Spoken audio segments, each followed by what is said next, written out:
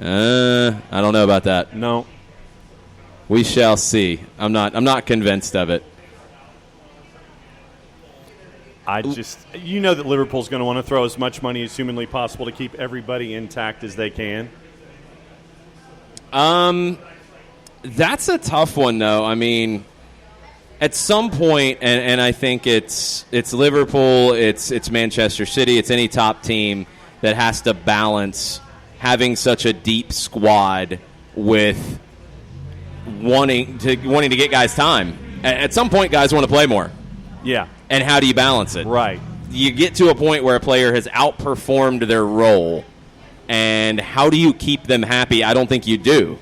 You either have to bump them up a spot, or you move on, and you get what you can. Or are you pleased with being that piece that you are of a perpetually championship team, knowing that you're going to have your opportunities, knowing that you're going to have those chances to shine, knowing that being that cog will work out if things continue to be as they are? I mean, if things dropped off, I could see you wanting to leave, but if you continue to be this championship team, why would you want to leave a good thing? Because you want to play more. Because you want to be bigger. And I don't think that works unless it's a player who's outperformed their spot. You know, we were just keeping it silent on the mics waiting for Nick Alifi to show up, and he has now. So we're good to go. All right. For everybody who is listening at home, thank you for sticking with it. We're live on the SDH app from the Brewhouse Cafe in Little Five Points. Make sure you're following them on Twitter at Brewhouse_Cafe. Make sure you schedule a trip down to sample the new menu. I got to take a look and see what different thing I'm going to get today. John's boring. He's going to get a chicken Caesar because that's what Correct. he does. That is accurate. He's not adventurous. Is Nick adventurous? Hold on. What are we doing today? Are we doing a show? We're doing a show. We're live. I just came up here to try the menu. I didn't know we were doing the show today. We're doing a show. You got to talk about Champions League. I figured you were sitting in the parking lot studying up. Well, no. Actually, I had I've actually been working on a project lately where I had the best North Korean scientists putting together a juice box machine for me. So that way, whenever we do any of these Champions League picks and other leagues, that I can completely own you guys on how we do things. So, yes, that's what I've been doing. Okay, fair enough. I will say for the record that if you are near the brew house and you get a lift and it's a small Honda SUV, you give that man 5 stars. Okay. Because he let me cut in front of him on the way here because traffic was a nightmare. Okay. So, there we go. Just do that. Give the guy, I don't know the guy's name, but I'm just saying give him 5 stars. Okay. 5-star Honda small SUV. Yeah. I'm adventurous on the menu. I want to see what they have. Let's roll with it. The fish tacos were a big win last week. All right. We'll get into Champions League here in just a minute as we let Nick get settled in. No? Jeez. No? That's a wow kind of jerky way to start things. That's cold-blooded, John. Seriously, man. All right. Well, I will test those ad lib skills. Then I will set the table for the Champions League discussion because look, that's the dominant thing on soccer over there this week. Right. We'll get into some other things, but it is time for. I can't do the song very well. I know there's like a couple words in it. The champions. You can't do the song very well either. No, I don't know the words Not of a the song. dispute. If you put a few beers in me, I can probably sing it. I can hit the high notes though. I'll just say that. Everybody will be hitting those at about 1:00 tomorrow. Yes. Yeah. Because they've staggered the schedule, and this is something to keep in mind if you've watched the Champions League for a long time. They have 12:55 kicks now, and it's not only the Russian or Ukrainian matches. They're really? doing the 12:55 kicks to get the double headers. Like, you're going to have the Russian and the Ukrainian teams in there, but you're going to have other teams in there, too, because they want to get 2 TV windows, and that's a big thing as part of it. And we'll give you all the TV information as well. It kicks off tomorrow. Two teams from each group advance. This is all pretty standard. You have a few groups of death, I think, and you have a few easier groups. You have a few where you're going to have some battles for the third-place spot to see who goes into the Europa League. How excited are you for the Champions League, Nick? I mean, is this a big mega thing? Do you schedule your days around it? Is it kind of wait till there's a big match day? For some people, this is everything for their soccer season. Champions League is everything because it's one of those situations where you can be a diehard Prem fan, you can hate the Premier League, you can love Serie A, you can love La Liga, Ligue 1, and this is it. This is the one thing that brings everybody to the table. It is an extended Thanksgiving dinner. And hopefully we don't end up with drunk uncle who always seems to show up at Thanksgiving dinner.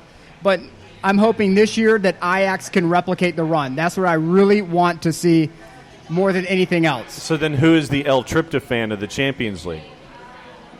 What's the team that puts you to sleep? It's going to be Inter, who's going to put everyone to sleep. But they're going to advance, though. They're going to advance, but there will be nothing exciting or attractive about it. It's just going to be all-out grind. Well, they get things started tomorrow. They're hosting Slavia Prague. Lyon and Zenit is the other game in the first TV window. Let's start by going through the groups, then we'll kind of get back to the games, the first rounds of matchups. Let's just go with Group A. Let's get it started. Yep. It's your teams that you're looking at here, Real Madrid, PSG. Those are your two heavyweights. Galatasaray and Club Brugge are your other teams. Brugge had to go through the qualifying rounds. They were second in the Belgian league. Galatasaray won the Turkish league last year. PSG won the French league. And Real Madrid was third in La Liga. When it comes to PSG, well, there's some drama. Oh, my God. There's a little bit of drama. What an ugly weekend for those guys. Neymar has had some horrible things suggested to him from PSG's own fans. This is not really a good situation. His father. He did score 2 goals. No, Neymar's father did not suggest things to Neymar. No. I'm saying that the fans suggested things to Neymar Sr. Right.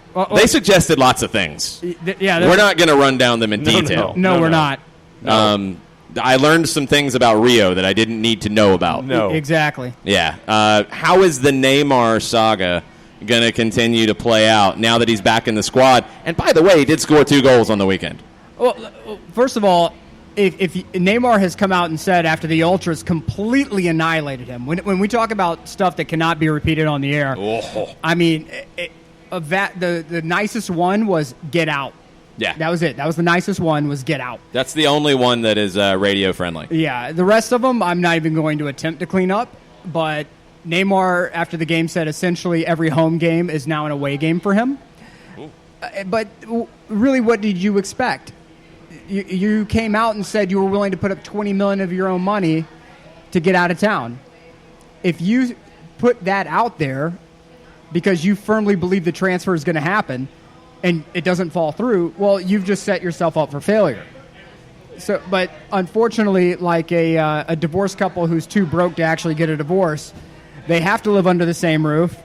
They have to make sure the kids get to school and show up to band practice on time and everything else gets done. But really, how toxic is this situation going to get? I mean, this is the new soap opera.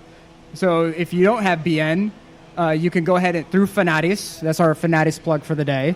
You can get BN through Fanatis and make sure you watch it because it's only going to get worse from here. Because if they struggle in Champions League, it's over. There's no more pretense. There's no more nothing. You might as well bench Neymar for the rest of the year because even if he scores goals or not, you've already set the market for him saying that you need $200+ million to get rid of him, which is idiotic. But you've already set your market. Bench him and just tell him to go somewhere and train, and that's it, and just leave it be. And they don't have it easy when they start in this either. No. They are hosting Real Madrid. Out of the gate. In Paris. Wow. To kick this thing off on Wednesday. Madrid's not exactly drama-free. I haven't gotten all the way through El Corazon de Sergio Ramos. But there's some drama already built into that. Who's going to be the hero for Real Madrid? Is it Eden Hazard? Is he went on the diet yet? Even if he hasn't gone completely on the diet, even if he's like halfway doing the diet, I still think that Real Madrid has more than enough firepower to take La Liga, to take PSG out of it. Gareth Bale's going to be the hero then, right? Yeah, why not? Promise. Why not? Well, if there's a reason to put Hamas in, this is it. Because if you are Real Madrid, it's all hands on deck. There's injuries, there's suspensions. You might as well use the absurd depth that you have if you're Real Madrid. This is a perfect opportunity to trot Hamas out and put Hamas out there and build his value. Because January's coming sooner than later. You might as well go ahead and start seeing what this guy can provide for you and put out a showcase. But Bale is on a mission from God right now to show Zidane, to show Florentino Perez and potential suitors that he is that man. So why not? Trot everybody out and let Bale be the hero. PSG have not won any of their last 5 games in the Champions League against Real Madrid. Madrid's won their last 3 in a row against PSG. Oy. I mean, if PSG loses at home in game 1, wow. Yeah. What are the ultras of Paris going to say about that? It's everything will be put on Neymar. Mbappe's completely shielded. Yeah. No matter whether you are on your way out the door like Cavani or whether you are, Thiago Silva, it doesn't matter. You can be Di Maria. You can have a horrible game, 15 turnovers. It will be completely Neymar's fault. So if you are Neymar, this is your primetime opportunity to come out and put a hat trick in and let that be it. Let that be your statement. Because if it's anything less than hat trick, the Ultras will eat you alive. And you might as well leave town anyway. You might as well just say, hey, guys, let's void the contract and get me out of here for safety purposes. All right, I'm fascinated to hear what the juice box purveyors are thinking about PSG and Madrid on Wednesday. All right. We also have the odds to get out of the group, too. Okay, we'll come back to the group in a second. But PSG Madrid on Wednesday, what are the experts saying this one's going to end up? Let's see. PSG, courtesy of our friends at Bet365. PSG's at plus 130. Real Madrid plus 200. The draw option plus 250. Wow. Ooh.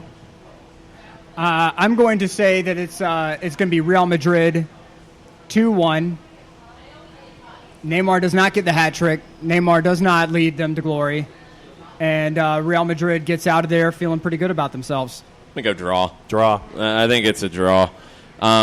What's interesting is the way the schedule lays out. So you have that match first up. You have the other 2 teams in the group who are not pushovers in Bruges and Galatasaray, especially Galatasaray.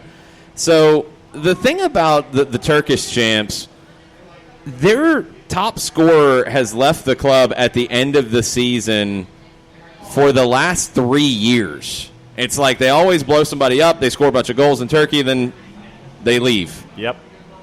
Ryan Babel, which I'd forgotten all about, he is in Turkey with Galatasaray. He scored 22 for Fulham last year. Can he be that guy? No.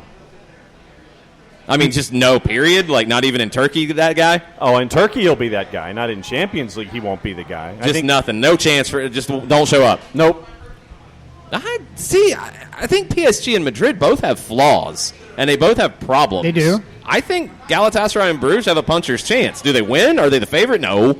Well, but do they have no chance? Not when 2 teams that are a mess. I think keeper is the biggest question mark right now for Real Madrid. Mm-hmm. And because, yeah, well, look. Yeah, our large Costa Rican son is not there anymore. Yes. But if you are any of these teams, the object is bunker, counter, and just run Real Madrid into the ground and take shots. Don't be afraid to take shots. No matter where they are from, take the shot. Because our boy Courtois is, sketchy at best. Sometimes it may be good. Sometimes, yep. So if I'm any of these teams outside of PSG, I'm feeling really good right now. If I'm PSG, it's just get out of the group. That's it. Don't try to do anything crazy. Don't try to upset the apple cart. If you have to be boring, be boring. But take those shots on Courtois when you get a chance. Bruges, I think, is the longest shot here. They did survive the qualifying rounds to get here. They've won a lot of games in Europe as of late because they had to get into the group stage. the player to watch for when it comes to Bruges, Hans van Aken, 14 goals, 16 assists in league play last year. 27-year-old midfielder. He's been there for a long time. Like, this is the big opportunity for him to shine. It appears to be PSG, Real Madrid getting through to the knockout rounds, Galatasaray going to the Europa League, Bruges going home. I think that's a pretty safe prediction. Yep. Yeah, I'll buy that one. This one feels a little cut and dry. Yeah, I'm right there with you. What do the juice boxes say? All right, so here's what they're saying to win group. Okay. Real Madrid minus 118, PSG even money. Then you have Galatasaray plus 4,500, Club Brugge plus 5,000. That feels about right. To get into the quarterfinals, Club Brugge, according to our friends at BWin, plus 10,000, Galatasaray plus 2,500. To get to the quarterfinals? Get to the quarterfinals. Yeah, I don't see it. I don't see it happening. Not at all. Not even a stinky juice box in the back of the cooler. No. Not going there. The 25-year-old Lucozade that was found in the house in Scotland. I'm sure there's going to be something in this tournament that's going to get that one on the table, but not this group. PSG minus 200 to get to the quarterfinals, and Real Madrid minus 208. All right. Group B. Bayern Munich, your Bundesliga champions. Tottenham Hotspur, Champions League finalists last year. Red Star Belgrade, the Serbian Superliga champions. They had to go through qualifying rounds. Olympiacos were second in Greece. They had to go through qualifying rounds. This is another one that feels like a clear division between a top two and a bottom two. Let's start with Tottenham. How much turmoil is really going on with Spurs? I think that Mauricio Pochettino, what he's doing is he's making sure that they focus on what's going on off the pitch, and he's going to be the front man to handle things going on with Daniel Levy off the pitch. I would be concerned a little bit. I'm less concerned after this weekend than I was after, let's say, a week ago. I think, though, that the point that we were making when we were talking about it, I think that Lucas Moura really needs to be key if they're going to do anything in Champions League. I mean, he's the Robert Horry of that team. Yeah. He's the guy who's going to score the big goal. Great call. Not the guy you'd think of firsthand, but he's been the clutch player. And I want to see how healthy Dele Alli is. I want to see how many minutes he's going to be getting and how it translates into action in the Premier League. The Lo Celso injury didn't help matters when it comes to depth of squad. And I'm also looking at Heung-min Son. We've seen what he's been able to do early on in the Premier League. I think that if it's not Moura, I think it's Son is going to be one of the big names to pay attention to for their success here in Champions League. I think it's all Moura. I think that's the person who you have to showcase, and that's the person who you really lean on. We all know that Spurs' investment is an issue with that squad. Pochettino is someone who has really made the absolute most out of what he's been handed by the chairman. This is my hot take alert right here. Daniel Levy. Here it is. Daniel charging in. For you. That was the actual hot take alarm right there. I think Spurs are going to have trouble getting out of the group. Oh, there's the hot take. There's the hot take. Okay. That's the easy part of the hot take. Who gets out of the group in their place? I think Red Star could be the sneaky choice. Really? I think Red Star could be the sneaky choice. Going to Belgrade is never easy. No. It's something where that spot has tripped up teams in the past. And when you talk about Premier League congestion and you talk about depth, it's going to come down to, can you survive that trip out to Belgrade? And I think Spurs could have some trouble out there. Don't underestimate the trip to Greece either, and that's what they start with. They have to go to face Olympiacos on Wednesday. Here's a couple things about Olympiacos. One, they've won 5 of their last 6 European home matches against English opposition. 3 wins against Arsenal, 1 against Manchester United, 1 against Burnley in the Europa League. Tottenham, on the other hand, last year didn't win any of their group stage games away. So, Olympiacos, if they're going to find a way to do it, the player to keep an eye on, Kostas Fortunis. He led them in goals, led them in assists last season. Veteran forward. He's the guy. Like, outside of him, and unless you're really digging deep on the Greek league, you probably don't know him very well either. It's going to take something special to get through this. But they're a team that, with that success rate against English opposition, they're not going to be afraid of Spurs on Wednesday. No. It's one of those situations where the Spurs are going to have to be 100% on their game. And if they walk in and for one moment think, okay, we got this, it's Red Star, oh, it's Olympiacos, it's going to end up being a rough night. And you may see a shock exit. That's why if you can, whichever team you want to say is going to get through, I think I'm putting upset alert on Spurs. Okay. That's my upset alert. Well, the other two, Bayern Munich, your Bundesliga champions. We know Bayern is quality. I think the biggest question is Felipe Coutinho and how he kind of integrates into this group. Who loses a spot from what's been a great team? It looks like if you're going to play Coutinho in his most preferred spot, you're going to have to sacrifice Mueller. And he is as Bayern Munich gets. Are you going to do that? Yeah. Well, they're pragmatic. They're very pragmatic, and they may pitch it to him as, we need to kind of spell you here and there in order to preserve you for the title run, to ensure that we handle Bundesliga. But there may be times in the knockout rounds where we need your leadership. But right now in the group stage, we need to put Coutinho in, let him get some playing time, showcase his skill and ability, and let you get some much needed rest. That's how I handle it if I'm running that squad. Yeah, Niko Kovac. I think Bayern, Manchester City, Juve. There's a lot of mega teams that are in kind of the same situation where league play not as big of a deal. PSG would fall into this too. Yeah. You're expected to win the league. Champions League is the ultimate prize. How do you manage league and Champions League, and how do you handle the pressures that the Champions League will bring? For a lot of those managers, they have to have success in this tournament or they're not going to come back. No doubt. And right now, the odds to get out to win the group, Bayern Munich, no surprise, minus 215. Tottenham plus 180. To win the group. Okay. Olympiacos plus 3,000. Red Star plus 3,500. Do you have it to advance out of the group?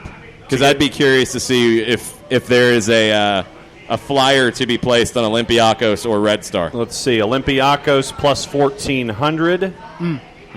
Red Star plus 10,000.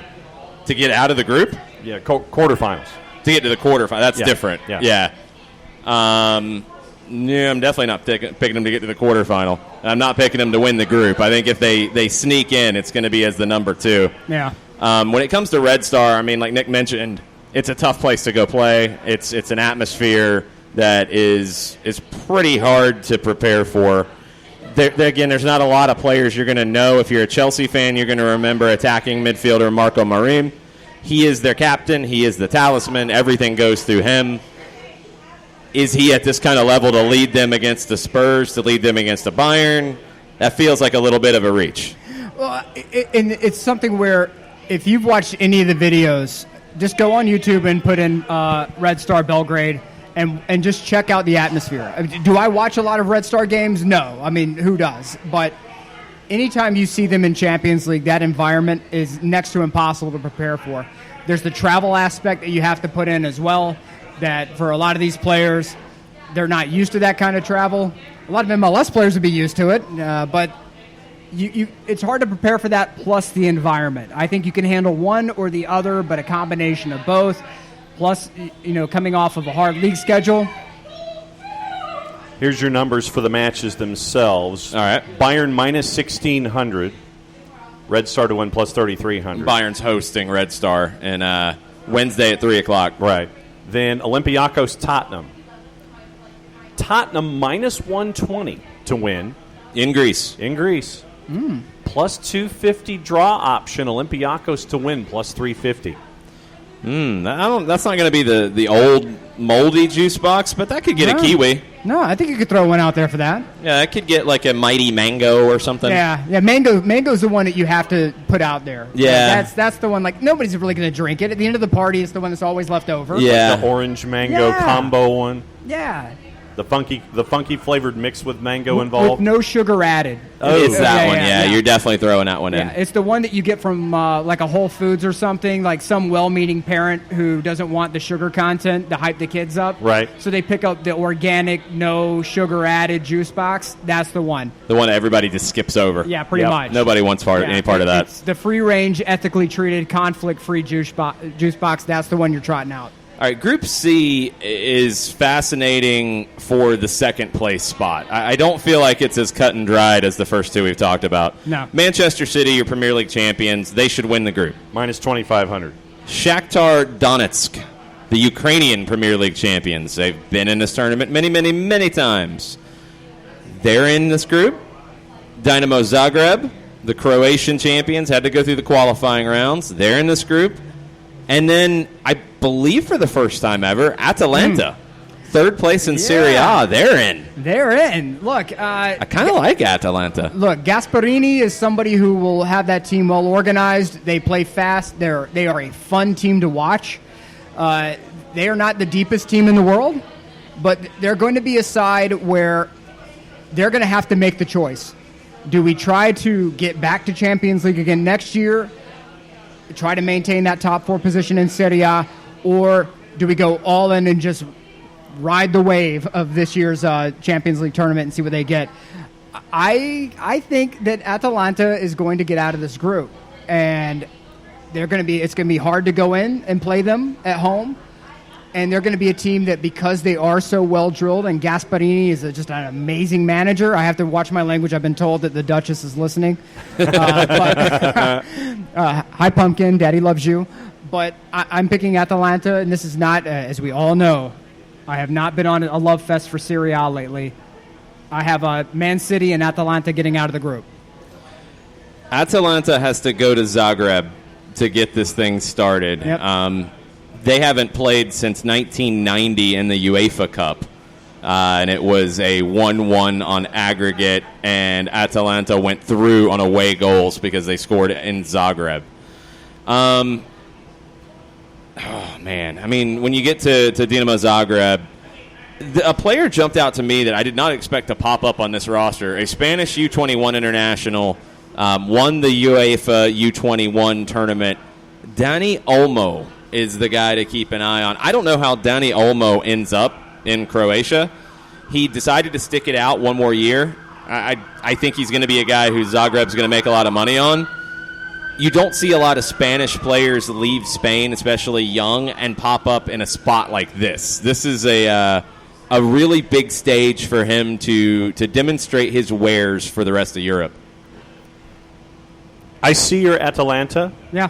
I will call you Ooh. with Shakhtar Donetsk. Yeah, he's a Shakhtar guy. Okay. All right. Well, Felipe Cardenas backs me on this because he does. Because his boy Duvan is going to be up there for Atalanta handling the business. So, anytime you're ready for those juice boxes, sir, call Felipe, not me. Call Felipe. All right. Here's your numbers on the matches themselves. Atalanta plus 110. Dinamo Zagreb plus 280, draw plus 220. And that's in Zagreb. That's in Zagreb. This is interesting to me. Manchester City has to go to the Ukraine. Yeah, they have to go to Kharkiv. This is not being played in the eastern section of the country. Shakhtar has basically been, because of the war going on in the eastern frontier, they have relocated to the western part of the country to play, and they play in about 3 or 4 different stadia. This one's played in Kharkiv. Just getting to Kharkiv, I think, is going to be part of the battle. But Manchester City to win minus 334. Shakhtar to draw plus 450. The win option is plus 900.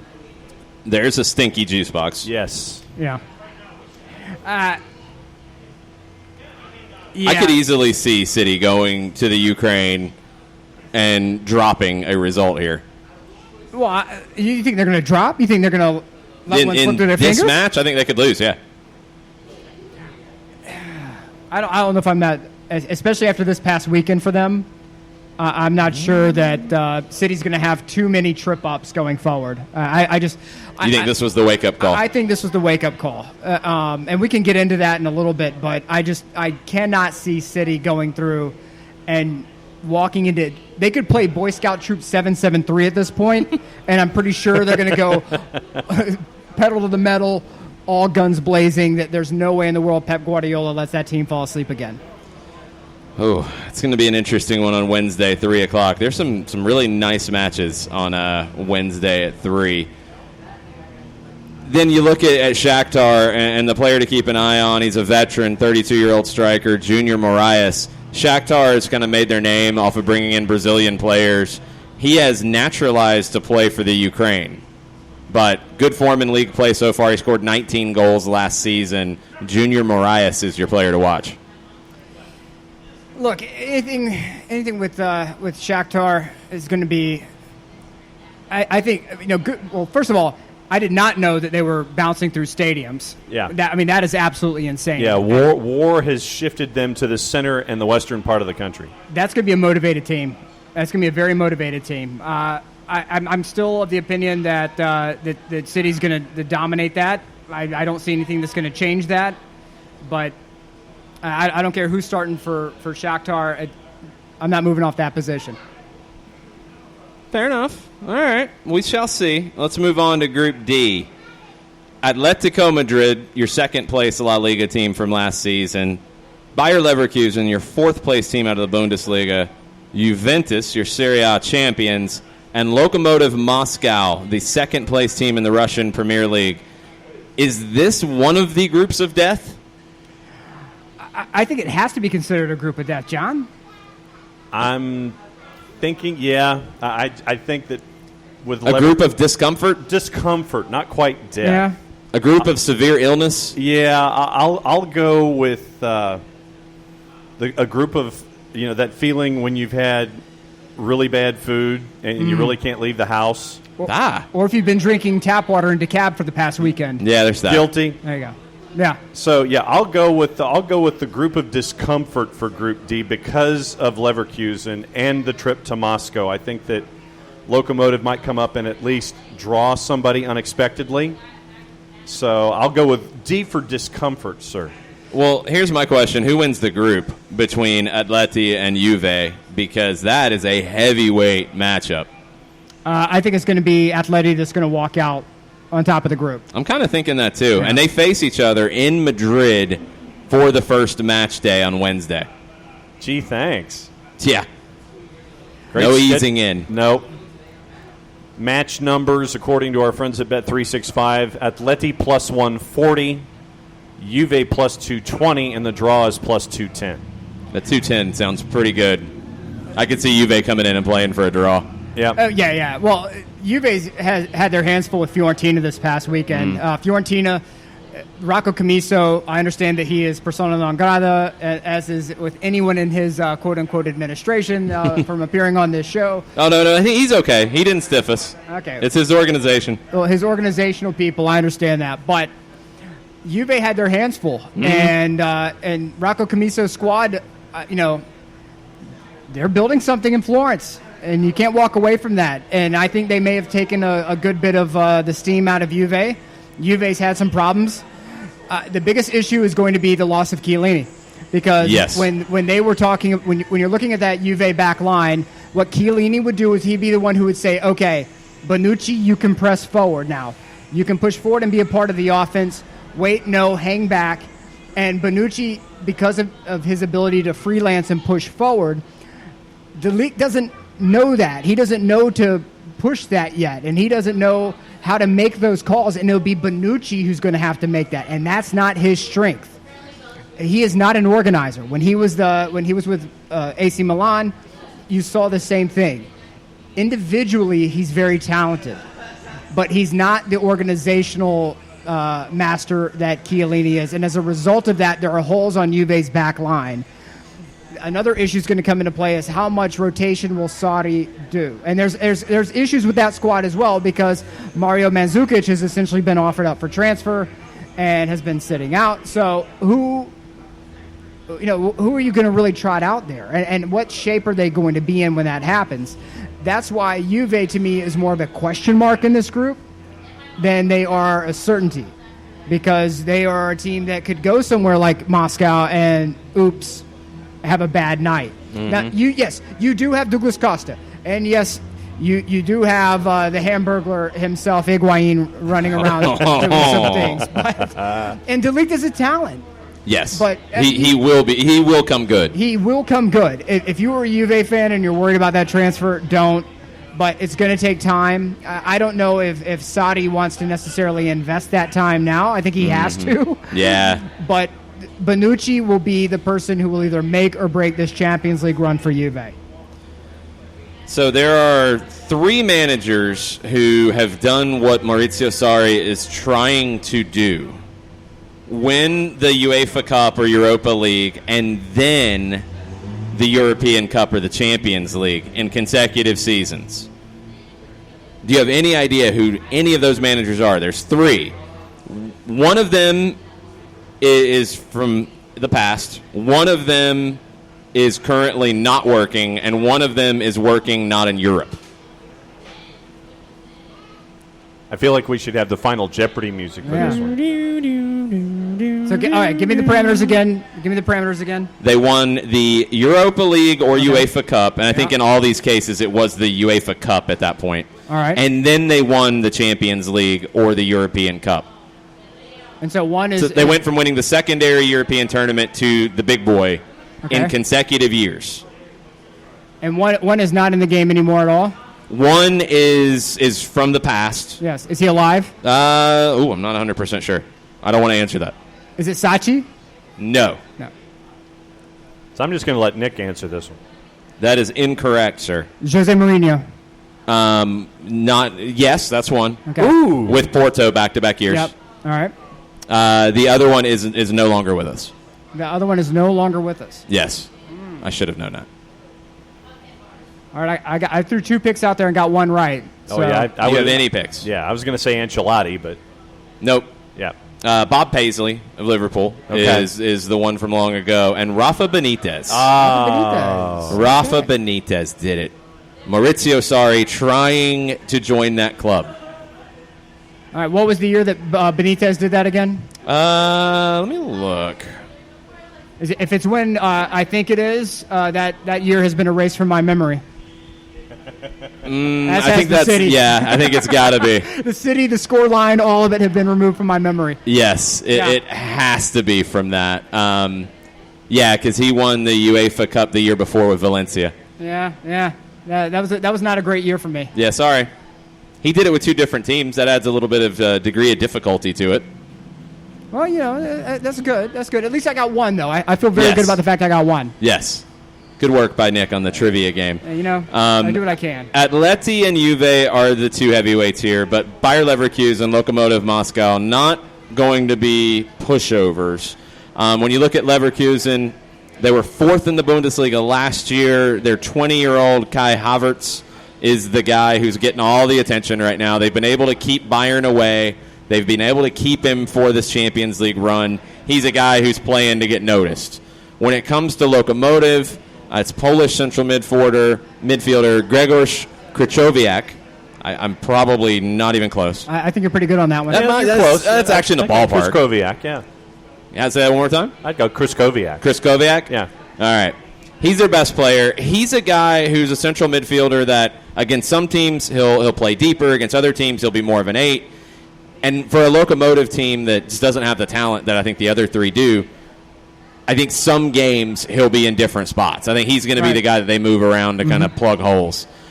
Do you see a scenario where Leverkusen or Lokomotiv get out of the group stage? No, not in this case. No. I think Juve, it would take something catastrophic to happen for Juve to get out. If there's any team that has the ability to grind out a win, it's Juve. It depends if Sarri will let them grind out a win. I think that aside, there's too much firepower on Juve. When they are committed to getting something done, they'll get through the group. João Felix is... Yes. He is the showcase. He's legit. He is the absolute showcase. He's lived up to the hype. Yeah. And it's so rare that happens nowadays, where you get a young talent for that kind of transfer fee, and they actually come good, and he's done it. So yes, he can play in a lot of different positions, but I want to see how he handles going somewhere like Moscow and having with a game on the line where they have to get through. I want to see how that works. So going back real quick to Shakhtar, Michael Ruiz has shared a great video from Tifo Football, which is a great follow if you don't have them in your YouTube subscriptions on your social media channels. It's a great breakdown of all of the craziness around Shakhtar's recent story. It's a must check out. I'll be checking that out afterwards because I knew it was crazy. I didn't know it had gotten that crazy. Yep. When you have your stadium that was created and it turned basically into a target for the Russian-backed rebels, as something that they wanted to aim at to destroy as a symbol of their superiority, and basically turning the town of Donetsk into a war zone and everybody having to evacuate and just head west. I mean, I'm looking forward to seeing it. And, ever since that went down in 2014, I've been keeping an eye on what's going on out there. Shakhtar plus 1,700, Atalanta plus 1,300 to win the group. To win the group. Yeah. Manchester City at minus 2,500. And in Group D, Juve at minus 167, Atleti plus 175 to win the group, Leverkusen at plus 900.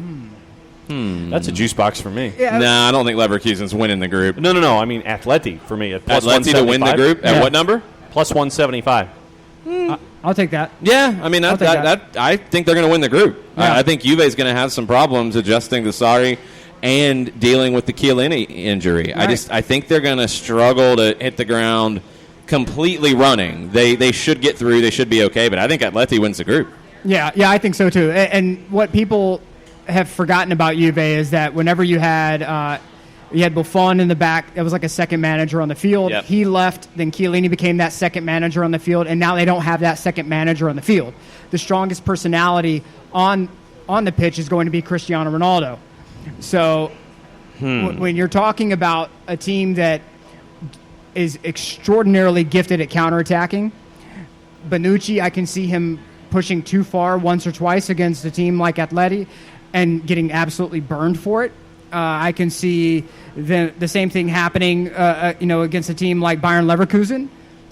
I just simply think that there are too many question marks for the first time in a long time with Juventus, and I can't cleanly put them at the top of the group. They're going to get through. I think they'll get through. I don't think it'll be easy, though. It's not going to be easy. Leverkusen will make it difficult. I think Yeah. Lokomotiv can surprise somebody, too, Yeah. especially at home. Yep. They can. And the thing about Lokomotiv is that even when they are out, they relish the role of spoiler. Yeah. So you will not get and there's a real lazy difference, team. too, and you look at some of the other groups where we talked about, first and second might be tied up. What about third? And that goes into the Europa League. When you look at Group C and you look at an Atalanta, you talked about, do they go for it here or not? If they're fighting for that third spot, do they want the third spot? Or would they rather than go back and focus on league and clinch that spot in Champions League for next year? I think for some teams, they're going to have difficulties with that. For a Lokomotiv, they would love to go into the Europa League and potentially win the thing. I think Leverkusen would be in that spot too. Right, and the issue with Atalanta is right now they're in fifth in the Serie A. You have Inter Milan, Bologna, Juventus, and Napoli. And so Bologna is currently flying high, and that's because Mihailovic, their manager, they're really playing for him. He started his second round of chemo, and the team has, against all odds, has just stepped up and been. It's extraordinarily impressive what that team is doing right now, even though it is so early in the season. But what I think Atalanta is hoping for is that sort of wears off, Bologna falls back to earth, and they need to stay consistent enough in Serie A to be able to get into that top four and just with an iron claw hang on. But if it starts looking dicey, whether or not they're going to make that top two, don't be shocked if there's a series of injuries Yes, a lot of large numbers. Yeah, and they end up somehow falling into Europa League and just kind of making of it what they can. Or, I think, even avoiding Europa League if they can. Yeah. And trying to be fourth and just be done. Absolutely. That's what I could see them. Yeah. If it comes to that spot, just saying, you know what, can we play guys with 3 numbers? Can we play 185 from the academy? Does that work in the Champions League? Oh, well, okay, it'll be 97. Yeah, and they're a team that would absolutely do that. But I still think that Atalanta could be sneaky. They could get through. And just watch if they struggle at all in their first 2 games, how their roster will change. Because the 4th and 5th spot in Serie A for the past 3 years has been absolute must-see TV on the final day. If you are, we've always talked about how there's issues with money in Serie A amongst a laundry list of other things, but Champions League is the magical elixir of life that will make the difference between your team having to sell a ton of talent to meet financial fair play compliance, or being able to invest and get 1 or 2 extra players in a transfer window. Right. So Atalanta will do everything they can to stay in that top 4 spot. And what we've seen in the past from Shakhtar, you go back to Lucescu, Paulo Fonseca, and now with Luis Castro, the new manager who's come in from, and I had to look this up, he's been in Portuguese football at Vitória Guimarães. And they've been close. They've been really close to getting out of group stage. I think that's why, for me, I think that this is the year for that. I think they'll come up and bite at least one team, if not get a couple of results that'll push them up. And to your point about Atalanta, I think it just reinforces that idea that you could see Shakhtar get out of group this time around. All right, Group E. Liverpool, your defending champions. Napoli, 2nd in Serie A last year. And, of course, they play on day 1. Of course. Genk, the Belgian First Division champions.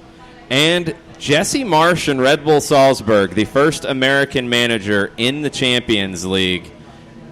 That's going to be one to keep an eye on. I want to see if Tyler Adams, that's going to be a different Red Bull team. There's too many Red Bull teams. I get confused. Jesse Marsch with his, the system, that's consistent. Marsch dropping into a different Red Bull team, it's not going to be a massive change. He knows that system inside and out. They've started the season in Austria really, really well. Their player, the guy who's been linked to Juve, been linked to Bayern, linked to Arsenal, linked to Ajax, 18-year-old Hungarian midfielder Dominik Szoboszlai. Szoboszlai. I need to work on my Hungarian. That's a tricky one. But 18 years old, he plays on the wing, but he can tuck inside and play as a 10, scores goals, creates goals. He's the guy who people will be looking at when it comes to Salzburg. But with Salzburg, any Red Bull team, you know how they're going to play. They're going to press. They're going to make life difficult for you. They're going to try to cause turnovers. That's what you expect out of this team. And to see that up against Liverpool will be really, really interesting. Oh, that to me, that is the game that I'm going to triple circle and underline. And I don't know if my employers are listening or not, but just when put up screens on your monitors. Little cough feeling for that. Yeah, one. a little cough feeling for that game. Yeah, it's okay. But one for Jesse Marsch, I don't want to put too much pressure on him, but man, I hope he does well. I really do. I know it's the Red Bulls and the whole organization. There's sort of like a natural reflux action that happens anytime you mention Red Bulls down here, and there's 47 Red Bull teams. I'm pretty sure Paulding County has a Red Bull team that we just haven't heard about yet. But Jesse Marsch to me is somebody who, if they somehow, some way, just get competitive for that second spot, what a storyline that's going to be, right? And for the Red Bull organization, who's after Jesse Marsch? Because probably nobody. It can't be Chris Armas. I don't think they have that kind of faith in Chris Armas. No. But this is such a monumental opportunity for coaches in Europe, organizations in Europe, who will sit there and look at a Jesse Marsch competing in Champions League and say, you know what? The Bob Bradley issue at Swansea, maybe we can't write off every American manager. Yep. Maybe, why don't we take that shot? And so then the conversation comes up, who's the next American manager who can make that jump? Because to go from managing the New Jersey near dumpster fire stank team Red Bulls to going overseas and managing the Champions League, I mean, and they've been off to an amazing start. They've been great in Austria, in the Austrian Bundesliga. It's something where if you claim that you are a fan of all things American soccer, I support American soccer no matter what. This is a game and a team that should become your favorite team if you are neutral. If you are neutral, this is the team you need to support, and you need this team to be successful. They get started at home against the Belgian champions, Genk. That match will be tomorrow at 3 o'clock. So when you look at Genk, they're a squad that has gotten off to a good start as well in Belgium. The guy who jumped out to me when I was looking at this roster, who remembers Georgi Hagi? Romania's greatest all-time player. Hand raised. There you go, hand raised. The Maradona of the Carpathians. One of the greatest nicknames ever. 1994, he was unbelievable. His son, 20-year-old Ianis Hagi, is the new signing for Genk. Can't wait to see if he's got any of his dad's talent. Dropping bombs from 35 off of the touchline over It's folks. a tough spot to be that kid. It is. But, I mean, this is a good move for him. This is a club where there's expectation, but it's not crazy expectation. Right. It's nice to have that artificial ceiling where people say, oh, well, we're Genk fans, so, yeah. Yeah, like, if it goes well, okay, cool. yeah, You're good good. for you. Yeah, that's good. You can move on from there. If it doesn't go well, it's okay. It's Not as many people saw it. It's all right. That's right. Yeah, I feel like it's a situation where if you are the legend's son, that's not a bad place to be. It's certainly better than being somewhere like in Serie A or La Liga where people would know the name and have massive expectations for you as a result. And then you would inevitably hear, well, you're not your father. You're not the Maradona of the Carpathians. So It's the greatest nickname. That's an amazing nickname. Salzburg minus 200. Genk plus 500. Your draw option is plus 350. Napoli, Liverpool. Napoli's at plus 200. Liverpool plus 130. Your draw is plus 250. Okay, well, you skipped ahead a little bit there. We buried the lead long enough in this group. Napoli and Liverpool, they kick it off in Naples. There are lines outside of pizza places in Naples as we speak, I think, still. Yeah. I think places have stayed open late because of the crowds, because this is a big, big deal tomorrow at 3 o'clock. And you can watch that right here at the Brewhouse Cafe. Sakib will be going nuts somewhere in this venue. Last year, and I'd forgotten how close this came. So last year, Liverpool placed ahead of Napoli, getting out of the group stage, after 7 tiebreakers. Crazy. 7. It went all the way down to goals scored in the group stage. And that's what got Liverpool in to eventually win the thing. Yeah. And that's what sent Napoli out. That close. Hey, Napoli is a very competitive team. But there's something that I want to keep an eye on is that for the first time in Serie A in a long time, there's no guaranteed certified number 1 team. And De Laurentiis, who is clinically insane. Yes. There's a possibility that he tells Carlo, focus on the league. Go as far as you can in Champions League. Do well. But when push comes to shove, plan to win the league. Because they have the talent to do it. And they've only won 2 in their history? I believe your boy was on one of those squads. I think he was there for both. Yeah. I'd venture to say that's a pretty safe bet. Maybe they got a third one somewhere along the way. I think it's just the 2, though. Yeah. So, yeah, that changes the narrative a little bit, because you're not talking about a team that has been like, oh, we've got league titles. Yeah, cool. We've got an opportunity to get out of this group and do well. Yeah, we're going to go for Champions League. Yeah. This is one where, it was 87 and 90, 2 times with Diego Maradona. They haven't won it since. They've won the Coppa Italia since, but that's it. They can knock Juve out of that top spot in the league. They can, and this is the year to do it. And all they want 2 things. They need to make their money in Champions League, and they really want to make that push for the Scudetto. And if they're able to do that, and keep in mind that Inter has sort of taken that spot as the surefire, like the heavy of Serie A right now, because there's so many questions with Juve, as we talked about earlier. Yep. But if Napoli feels like they have a shot, just watch and see what happens with that. I think if anybody can juggle both needs, it is Carlo Ancelotti. I mean, if there's any manager, if someone came to me and said, Nick, you can hire any manager, you need maximum club success, you need Champions League success, who you going? My one and only call is going to Carlo Ancelotti. And that's, so you have the right manager for the job. Koulibaly is going to be somebody who will be called upon a lot. He is a defender of tremendous quality, and Insigne must show up. Insigne cannot allow himself to become an afterthought in these games, especially in the same group with Liverpool. So he has to show up, and he has to be a lot larger than his 5'4" frame suggests.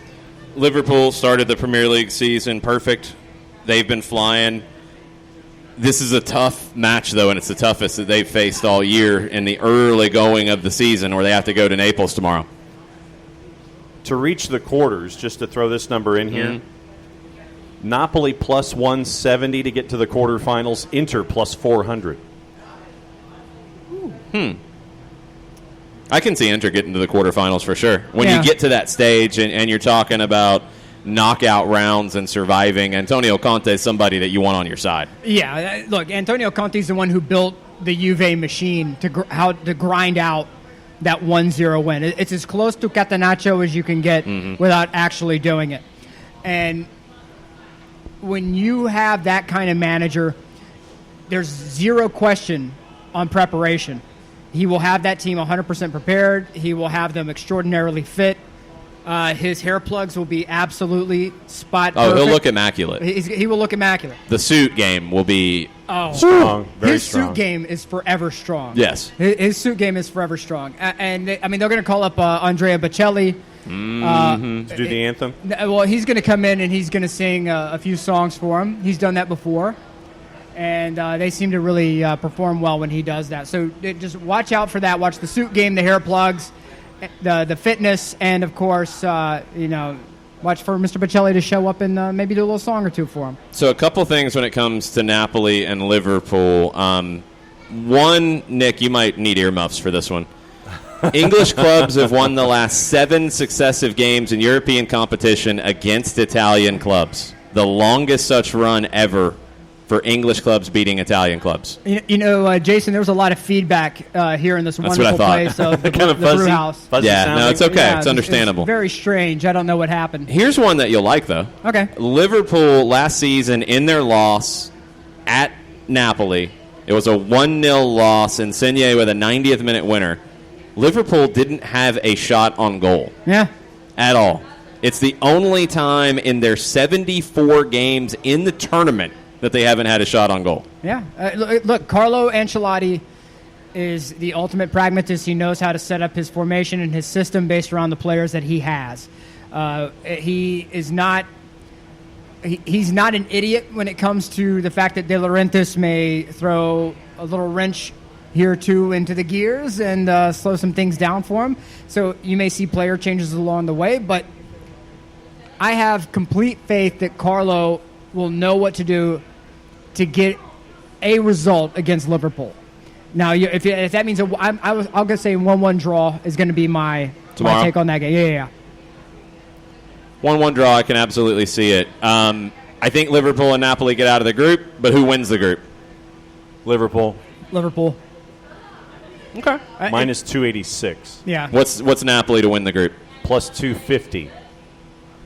That could get a juice box from me. I could see it. Now, do you think that's just because they're expecting Liverpool to go all in on trying to win the Premier League? A little bit, yeah, and I could see, I think both will go through and both know they'll go through, and that's where Premier League could become a little more important for some of these weeks. Yeah. And Napoli could maybe take advantage. But like you say, it's tricky when it comes to Serie A because Napoli could have their best shot ever to win Serie A. Yeah. And they might go for it here, and that might take their focus away. I don't think Genk or Salzburg really push for a spot here. No, but I want to see Salzburg finish third in the group. Yes, I would love to see them go into the Europa League. Yeah, and I want to see what Jesse Marsch can do in Europa. That feels like the spot for they could do some damage. And if you were a U.S. men's national team fan, and Mr. Marsch goes into the Europa League, does quite well. You think there's a little bit of It's tricky because Marsch right now, is he a system coach or is he something else? And his success with Red Bull has been very, very strong. But Red Bull is Red Bull. Like, they play a certain way. Now, I would counter that he's only a system coach with what he did in Montreal in year one, where I felt like it was unfair that he lost his job. Because it's first year of an expansion team in 2012. It's not like expansion teams now. I thought he did a pretty good job. They were in playoff contention deep. They moved on from him too quick. Can he get out of the Red Bull system and be effective? That's the question. Well, I think there's elements of the Red Bull system that he could bring with him. Oh, sure. That I think would complement what the U.S. Talent pool currently has. I don't think he would take the U.S. job right now. Because I think he's got a pathway to manage in the Bundesliga in a couple of years if things go well. And at that point, let's say it's three years out from Bundesliga. Do you think that's fair? That's definitely potential. I mean, when you look at Nagelsmann, who went to Leipzig, and we'll get to Leipzig here in a bit, he's a top young talent. Bayern's going to come calling at some point with a boatload of money. Is he going to stay in the Red Bull system or go to Bayern or maybe even go to Germany because Jogi Löw's not exactly in a great spot these days? How long does he hang on? So there could be openings that advance that. And as you said earlier, Marsch is the guy for Red Bull. There's nobody else in line. Right. I want to see what happens in 3 years. I hope that he gets to the Bundesliga because to me that is one of the issues right now. It's the stereotype of the American manager, right? Because Bruce Arena can do his whole thing. Oh, I don't really care what anyone thinks about the all-American man. I can learn from Bill Belichick more than I can learn from Pep Guardiola. All that whole little smug thing. Oh, he's past it too. Yeah, he's not thinking that way anymore. But that's the guy that most European teams think of when they think of the stereotypical American manager. I think now they think of Bradley. Bradley, yeah. But sadly. Bradley had his shot. And not even a fair shot. No, it was not a fair shot. I think he got screwed. Let's make sure that's 100% clear that it was not a fair shot. But if Marsch can get to the Bundesliga and have any sort of success in keeping Red Bull at the top of the table, like the top 4 or 5 teams, my God, what can that do for the American? Just the idea of, hey, we can, and it's going to sound horrible, but oh my God, we can teach these Americans proper European tactics. Oh my God, who's the next one that we go get? Yep, it opens up a lot of doors. It opens up a lot of doors. So he is somebody who you should have a lot of stock in right now. You should try to buy in low while he's in the Austria Bundesliga and try to follow this career if you can. I've taken us way off subject now. No, it's all good. Dive. No, not at all. I'd love to see them go into the Europa League and do well. Yes. RB Leipzig, just to get into the quarters, plus 450. Red Bull Salzburg, plus 1,400. Yeah, that sounds about right. Let's get to Group F first, though. This is a group of death. Yes. For sure. Yeah. Slavia Prague is going to have holy blank. Slavia Prague is going to have some difficulties. They won the Czech League. They got through all the crazy qualifying rounds. They beat Romanian side Cluj, who knocked out Jarrett Smith's Celtic. Oh. Because it's Celtic. Slavia Prague knocked them out, but they're going to get beat up by Inter, Dortmund, and Barcelona. The Champions League draw, where you had the last team was Slavia Prague. They just sat there and laughed. I mean like, what cash. are you going to do? Like, you're going against, it's like Group F, Barcelona. Yeah. Borussia Dortmund. Some good home games in Prague. Oh, yeah. Inter Milan. And then you see the Prague guys kind of like nervously glancing around. Like, Slavia Prague. It's like, oh no. It's going to be a very short trip, guys. So it's the second time they've ever been to the group stage. It's the first time in 13 years. I think it will not go past the group stage or to the Europa League, because you got three heavyweights. And let's start with Inter. We've talked about him a fair bit. Yeah. And Antonio Conte trying to revitalize Inter. You know, you go back to the Jose Mourinho Champions League win at Inter. That was the top spot for them over the last, couple of decades? Yeah. They had financial fair play issues. Yeah. They got out of that. They got Jose Mourinho. They won the treble. And then Jose went Jose, and he went full Jose and left. He went full Jose and left. He hugged Materazzi on the way out, and they cried. They cried, and they're a team that has been struggling to find out who they are, and they've cycled through managers that didn't work. They've undergone ownership changes, plural, and they are in a position now where, because Antonio Conte found his way back to Italy, a chance to get relevant, to find any sort of relevance again, one. Two, to be hyper competitive. Being competitive in Serie A normally means try to be like 4th, 5th. Right. Hyper competitive means you're in a position to take down Juve, and that is like the Apollo Creed of Serie A. They're the champion. They're untouchable. They're finding who's the tomato can we can line up for them. And finally, Spider Rico. Yeah, exactly. But it's going to be that conversation like in Rocky 2, where Apollo is like, "Get me Balboa, and the trainer comes up and goes, we don't want that man in our life, baby. All right, this man is going to give you this man is he's coming at you like no man has ever come before. Duke's telling him no. Duke's telling him no, don't do it, and they're going to get it. They're going to get every ounce of trouble out of this team. And what is so great about them, and as we all know, I'm not an Inter fan. I like nothing about them, but they can beat you in so many ways. Because if you're going to grind out a game. Okay, Lukaku, just go up and post up, baby. Use that big body, knock people around, and poach. Okay. All right. Done. Lautaro, go up there, and we need somebody with some speed, break stuff open. That's the guy right there. Yeah, we're going to get into a back-and-forth game. Lautaro, I got it, Chief. Let's go. They can beat you in so many different ways. There's no one way. You can't just come out and say, hey, we're gonna do a low block. We're going to just grind out a result. You can't do that against this team. No. And you can't say, hey, we're going to catch them in transition, because they are so well drilled. They are young. They're fast. They have ability. Inter, to me, is going to be the team that a lot of people sleep on because of the past of who they were. Just prepare yourself. There will be ugly games. There will be ugly 1-0 games, ugly 1-1 games.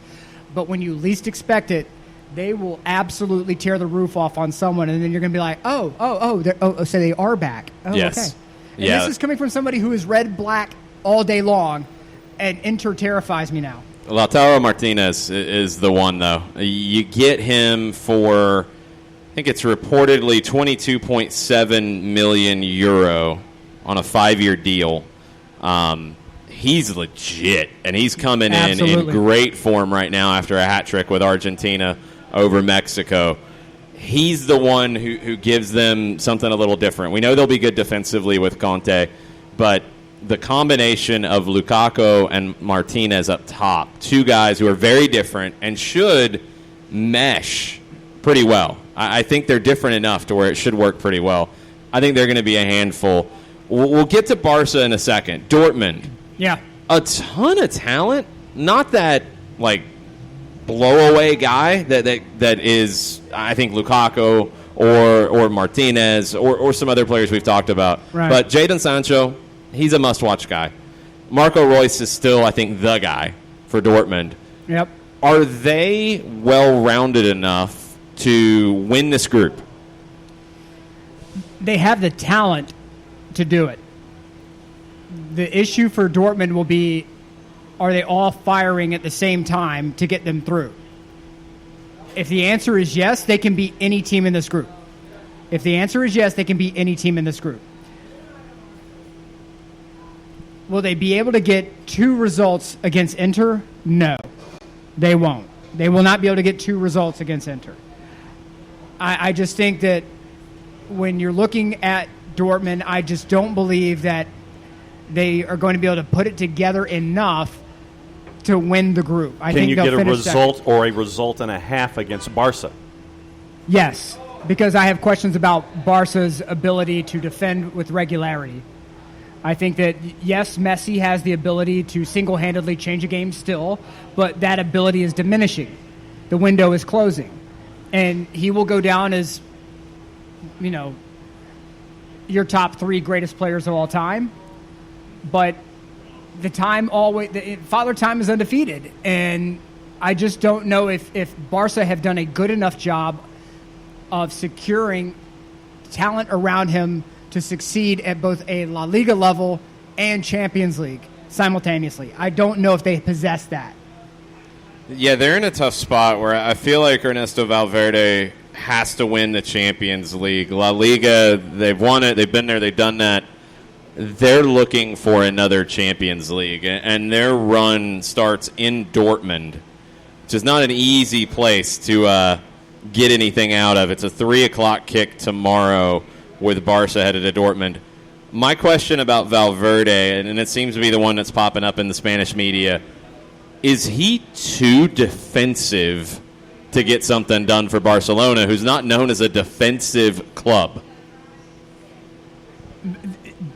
It seems very HAL 9000-ish almost, where you're given conflicting instructions. You're used to doing things one way, and then you get a different set of instructions, and then you don't know in a key moment which one you're supposed to do. That's a great way to put it. Yeah. Because Barca has a DNA and identity that is not defensive, that is not to be that team, and they feel stuck because they've been brought up, and they still have players who have brought up in that way, even though you don't have the Iniestas, you don't have the Xavis anymore.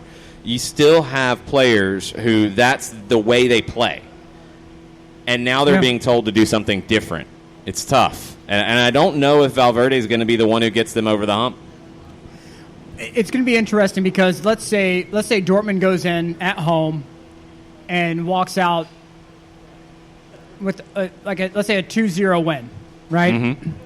They get Absolutely possible. Absolutely possible.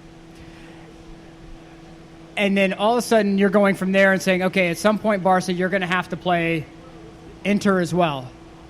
Oh, okay. Well, now we are talking about something completely different here. You're just trying to get Slavia Prague on goal differential then. There's a possibility that they may not make it out of the group. I mean, we love groups of death for that reason, but it's possible that Barcelona may not make it out of the group. Yeah, no, that's definitely a possibility. And then take that one step further. They don't get out of group. They end up in Europa League? Exactly. Ooh. Exactly. They want no part of that. And for anyone out there who's saying, oh, it's Barcelona, Nick, it's Barcelona, Nick. Okay, tell Roma that. Mm-hmm. Because if there's any team in the tournament outside of PSG who has coughed up situations where they should have dominated, it's Barcelona. I don't care who's managing them. If there's a team out there who has done it, it is them. The track record suggests that if there's any team in this group that has the ability to cough it all up, it's Barca. I think the thing that people have to realize at this stage is Barcelona is not necessarily Barcelona anymore. No, they're not. And I think the best team in Spain is Atleti. Yeah. Yeah. I think Barca is trying to find its way, and they're going to get to a point where it's going to feel like the end of the Rijkaard run, where it's, all right, we need a hard reset. We need to get back to basics as to who we are here. And we've talked about that before, if it's a Puyol or somebody else coming in to do this the Barcelona way. I think that's going to happen here at some point. And I easily see a scenario where Dortmund and Inter get out of the group and Barca goes into the Europa League, it could happen. It could easily happen. What do the Juicebox purveyors think of Barca's trip to Germany tomorrow? Borussia Dortmund plus 210, Barca plus 120, and your draw is plus 270. That's a big number for a home squad of Dortmund's caliber. I think they know something. I mean, Dortmund now, when you look at it, and you look at what they have done in the Champions League in recent years, it hasn't been great, and which is surprising. They've won just 2 of their last 8 Champions League home matches. Okay. 4 losses, 2 draws. Okay. They lost their last match there in the last round of the 16 against Tottenham last year. On the road they're going to have some issues. I feel like they're going to be up for this because they've got off to a good start in the league. They're 3-1. I think they're going to be up for it. I think they get a win. I really do. I think Dortmund beats Barca tomorrow. I don't think Barca's hitting on all cylinders yet, and I don't know when they're going to. And this isn't a group that you can grow into. No, it's not. No. That's the problem is because Inter is hosting Prague. That's 3 points for Inter. They're going to set the pace. And not only will they get 3 points, but it is highly possible that they may just run the score up. You're going to have to. Yeah, you're going to have to. I mean, yeah, it's getting out of that, 6-1? Yeah. I mean, as much as you can get. If you can get it, get it. Because and everyone will be looking at them and saying, that's our game. That's the one we're triple circling on the calendar to try to make up the goal differential. Because if we have a slip up, if we have a problem, and when you look at the teams that can survive that problem moment, right? If we have a slip up, if we have a problem, Inter is the best one of the group who can change tactics and say, okay, guys, we're not going to go wide open. We're going to just grind this thing out.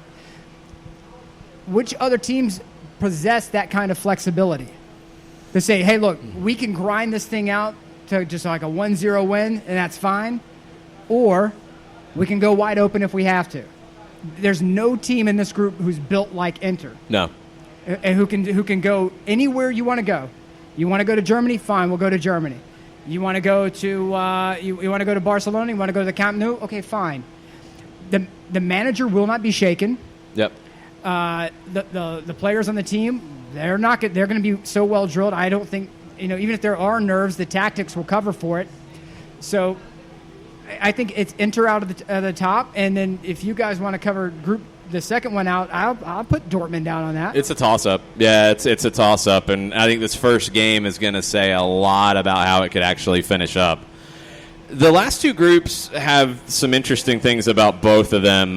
Group G feels like the most wide-open group in the tournament. Benfica, your Portuguese champs. Zenit St. Petersburg, your Russian champs. RB Leipzig, 4th place in the Bundesliga last year. Lyon, 3rd place in Ligue 1. The questions when it comes down to it, because I don't think there's a clear-cut favorite here. Leipzig, from an American perspective, Tyler Adams, how much do we see of him? Timo Werner is the guy for Leipzig. Can he be that stud that they're going to need to win this group or get out of the group stage? Moussa Dembele, Memphis Depay, that's a pretty good attacking duo for Lyon. Is that enough for them? Benfica, it feels like they always jump up and bite somebody. Yeah. Is this a group that they can actually win, maybe? I think it's possible. And then Zenit, our good friend Malcolm. Yes. Is he going to revitalize his career with Zenit? No. Wow, that's harsh. All 4 teams in the group are anywhere from plus 130 to plus 500. Who's the plus 500? Zenit? Zenit, yeah. Zenit's at plus 500, but they're all within plus 370 of each other to win the group. It's the tightest group yes. in the competition. No question. It feels like a throw it up in the air, see where it lands, and I'll believe any of it. I'm going to go with Lyon and Leipzig getting out of the group. I'm leaning Leipzig and Benfica, and I think Leipzig to win the group. Leipzig. Yeah, I'll go Leipzig, Lyon. Benfica goes to Europa League, and Zenit weeps for coming close but not getting it. Yeah, I think that's going to be a fun group that's going to come down to the last day. Group H, Nick's second favorite team, Ajax. That's right. Chelsea, Lille, and Valencia. This feels like a wide-open group, too. It feels like anybody could win it. Anybody could be second. I think most are leaning to Ajax winning the group. Chelsea is getting some nods there to win the group.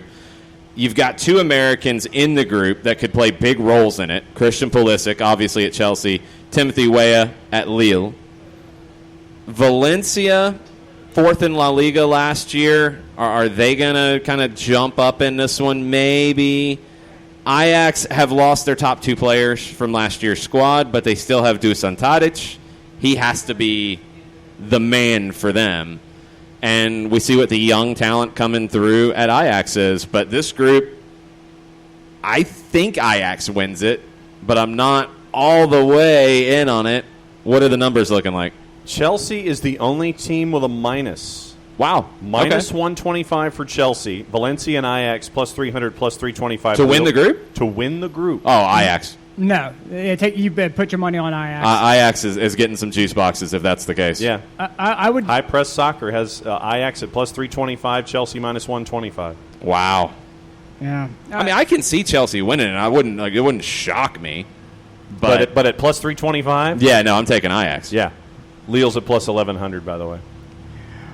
Well, I get that people want to put numbers on Chelsea because of historical success, but it's a team that is not going to have a transfer window. They have two transfer windows. There's not enough depth on the Plus team. Premier League competition that you're having to juggle at the same time. Are there any other English tournaments that are taking place? They seem to invent new ones every other Carabao. week. Okay, The Carabao Cup. All right, so you have the Carabao Cup, you have the normal Premier League wear and tear, and then you have FA Cup along with it, right? A little later, but yeah. I mean, it depends on how long you go in Champions League. But yeah, you're juggling Carabao, Premier League, and Champions League with a Chelsea side that has a transfer issue. No, there's no way. If Frank somehow pulls this off, I mean, if he Bwin somehow has them at plus 150 to reach the quarters. there's no way. They host Valencia in the first match tomorrow at 3 o'clock. Well, the Valencia fired Marcelino after winning Copa del Rey, so there's some issues. Yeah. I don't know if I want to put a lot of confidence right now behind Valencia. I think that Chelsea could get a result, and if you get one result in your group, you're halfway there. But I think Chelsea can get out of this group. I think Ajax is absolutely winning it, but I don't see too much of a fight from Valencia or Lille. You were asking about Chelsea's schedule. Yeah. Next Wednesday, the 25th, they open the Carabao Cup in the third round, hosting Grimsby Town. Well, You asked. I did ask. But Grimsby Town. Grimsby Town. But Is that League 2 or are they National League now? I'll have to go back and look. But They play Valencia. Then on the weekend, just a small thing with Liverpool coming to town. Yeah. No big deal. No big deal. Then you host Grimsby. Then you host Brighton on Saturday the 28th. Then you're back in Champions League on October 2nd, going to Lille. It's a busy, crowded schedule. How you doing? And you're sixth in the league right now. That takes you up to the break. You finish the schedule before the break where you go to Southampton. Grimsby Town is in the middle of the table in League 2 as we speak. Aha. But this is still a match that you have to prepare for. It's still a match that you have to field players. There will be injuries, so you may have to start a stronger lineup than you would like. Mm-hmm. And that, hello, Atlanta United fans, when you miss one player or two here or there, that has an effect on on how you play. I just don't think Chelsea has the depth.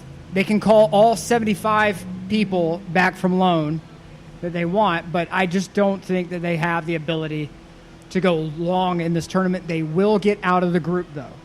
Before the Georgia Blues or Atlanta Blues or any other Blues Clues team wants to come get me, they're going to get out of the group.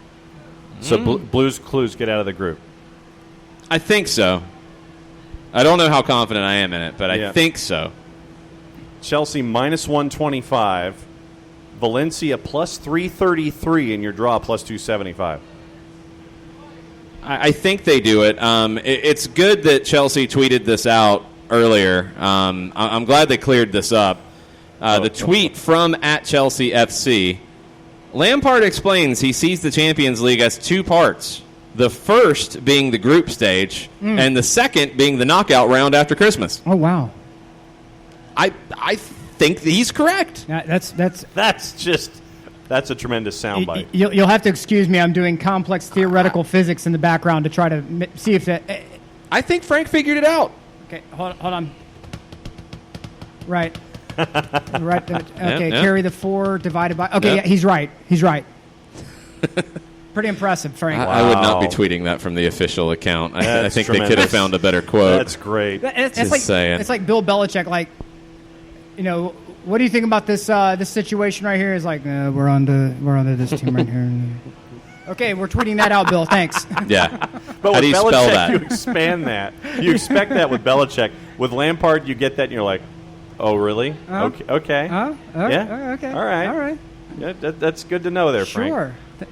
All right. Frank. Thanks. Zoinks. So that is our Champions League extravaganza. It gets underway tomorrow. You can watch all of your Champions League here. If you want to watch Prague, if you want to watch Red Star Belgrade, it will be at the Brewhouse, along with all of your big games. And it's always fun Champions League days where you've got a bunch of games on. There are TVs for every game going on. You can watch whatever you want here, and you get fans from everybody hanging out. You get random roars from different parts of the venue. It's pretty cool. So if I want to see Milan and Slavia Prague, Enter. Yeah, Whoa, you're going to get backhanded real fast. Where's my cup of water? Inter and Slavia Prague. Wow. Where's my cup of water? So if I want to see Leon, Curtis is offering you water to throw at there John. you go. Thank you. If I want to see Lyon and Zenit, there's a TV. Yes. If I want to see Ajax and Lille, there's a TV. Yes. Benfica Leipzig? Yes. Okay, because there's 6 late games tomorrow. I'm sitting right here on a patio and looking at 1, 2, 3, 4. There's 47 TVs in this place. 5, 6. I see 6, 7, like just from looking around in my seat. That's not going inside where there are 11 billion. So Champions I like League, that number for television. This is the spot. I would like to see the power bill for this place with as many televisions large at times, yes. that they have. To me, it would be substantial. That's why you come and you have a couple beers and you That's right. sample the new menu and you contribute to said help power them with bill. their power bill. Yes. I'm officially inviting Frank DeBoer to watch an Ajax game here. Officially? Up here. Yeah, officially. I'm extending the invite. I have Okay. some free time. I'm officially extending the invite to Frank DeBoer to come out, have a beer, and sit down and watch some Ajax. That'd be fun. I think it could happen. Yeah. Yeah. If you listen to Frank, hit me up. You got the number, so let's make it happen. All right. There you go. Could you All right. imagine him breaking it down? So let's get caught up on everything.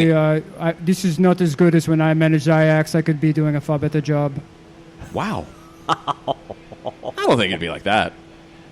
I think because he has such a dry sense of humor, I think he would throw that line out once. Yes. Once, I think he would throw that line out just to see what your reaction would be. Yes. Then you kind of spin real quick, and then he gives you the little smile, and you're like, I got it. Yeah, I got you on that one, didn't I? exactly. I get it. Can you imagine sitting down and just talking Dutch football with him? Oh, goodness. Like 30 minutes, just one beer, sit 30 down. 30 minutes? In fact, I think that would be a great fundraiser for Soccer in the Streets. That if Soccer in the Streets, if you guys are listening, De beer with DeBoer? why not? You put in a few bucks. Full of ideas today. You put in a few bucks, right? And then you sit down with Frank at a location of the team's choosing. Security always very important. Of course. And you sit down and you and Frank have a beer and you watch the Ajax game, and he breaks down what he sees. I think that would be amazing. I would immediately put money on that. Yeah. Immediately.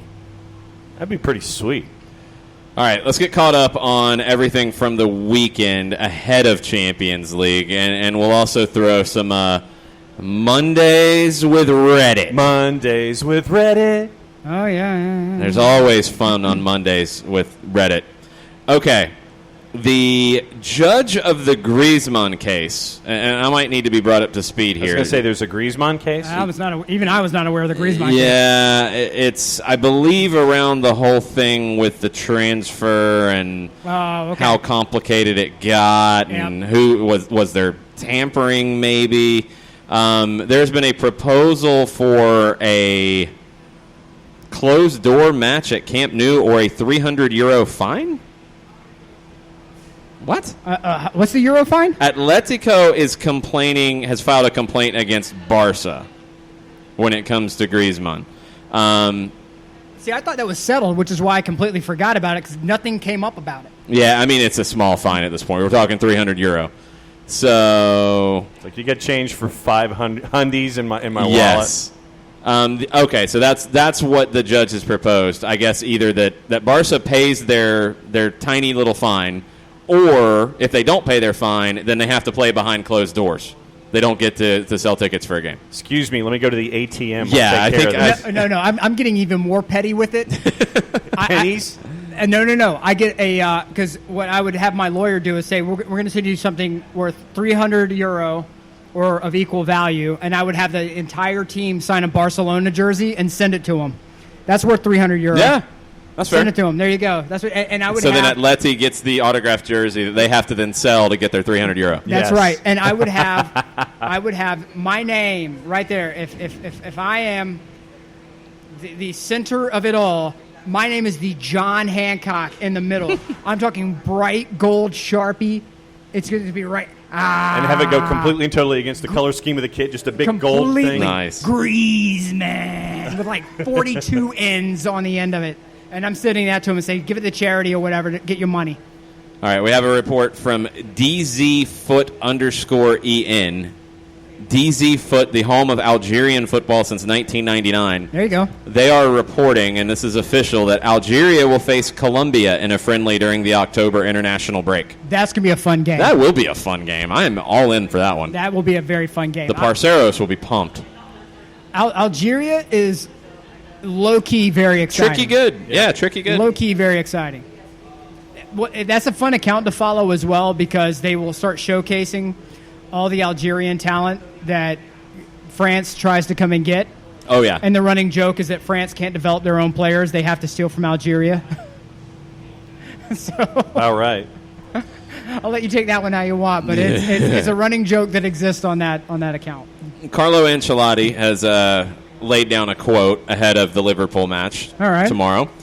Quote, "We're playing the best team in Europe, and they haven't dropped any points in the Premier League yet. The result is very important in matches like this, but it's even more important we have the confidence to match the best teams out there." Look, the confidence quote, it's one of those where we're going to make a statement because we have a microphone in our face. We're not going to get anyone angry. I trust Carlo to have that team completely prepared. I think what he's hoping for is that Liverpool are completely focused on the Premier League and not at all with the game one of the Champions League, which we know is impossible. Right. But I think he's hoping for a distracted Liverpool. All right, the hot take machines at Sky Sports have been at it on Monday Night Football. Gary Neville says that Manchester City's center-back partnership of Otamendi and Stones will cost them the Premier League title. Jamie Carragher believes that Otamendi has never been good enough for the club, and Stones is fighting for his City career. Who said this? Neville said the first one. Jamie Carragher said the second. Oh. Sitting on opposite sides of the table for Monday Night Football, trying to set everything up so Martin Tyler could call the match. Okay, yeah. All right, fair. Look, Otamendi got robbed in the Norwich game. The pass that he received was way too slow, one. And two, I think they just fell asleep in the game. I don't think Otamendi's a completely terrible player. No. But if you watched that Norwich game, you saw a Norwich side that looked like they did about 6 pounds of uppers and ran on the field with the fury of God in their hearts and then went absolutely nuts. It was live action Rocky Apollo. We're using Rocky Apollo repeatedly on today's show. Yes. Because it really was. Norwich was a team that this was like, I want to go to the distance. But they didn't bunker heavily. No. They didn't just say, hey, we're just gonna pack everyone behind the line and just hope to God they don't run the score up on us. They took it to them. They passed to the back with confidence Yes. to draw Manchester City forward. Yes. To then work the ball up the sides. And it was a game where you could see the belief and confidence that those players were playing with. And they demonstrated how you can take it to a Man City side when they may not have their full attention focused on the game. And by the time they woke up, it was 2-week break. Once again, the international thing that you and I talked about this morning, Jason, Yep. on SDH. Yep. 2-week break for international play. First game back, that's when you have the opportunity to take a bite out of somebody. Norwich did. yeah, and 2-0, 30 minutes into the game. Yep. Yeah. Some teams struggle to get back into a rhythm after the Yeah. break. City did. Atlanta did this weekend. We'll see how both bounce back. Timu Pukki and Buendia have helped me no end in fantasy this year. Yeah, good for you you. have Timo on your team? Timo in the competition league that we have, the Media League, and then in the Premier League fantasy, I have both Pukki and Buendia. Hold up. No, I didn't organize it. Don't look at me. Wait, I was wait. invited. There's a media game.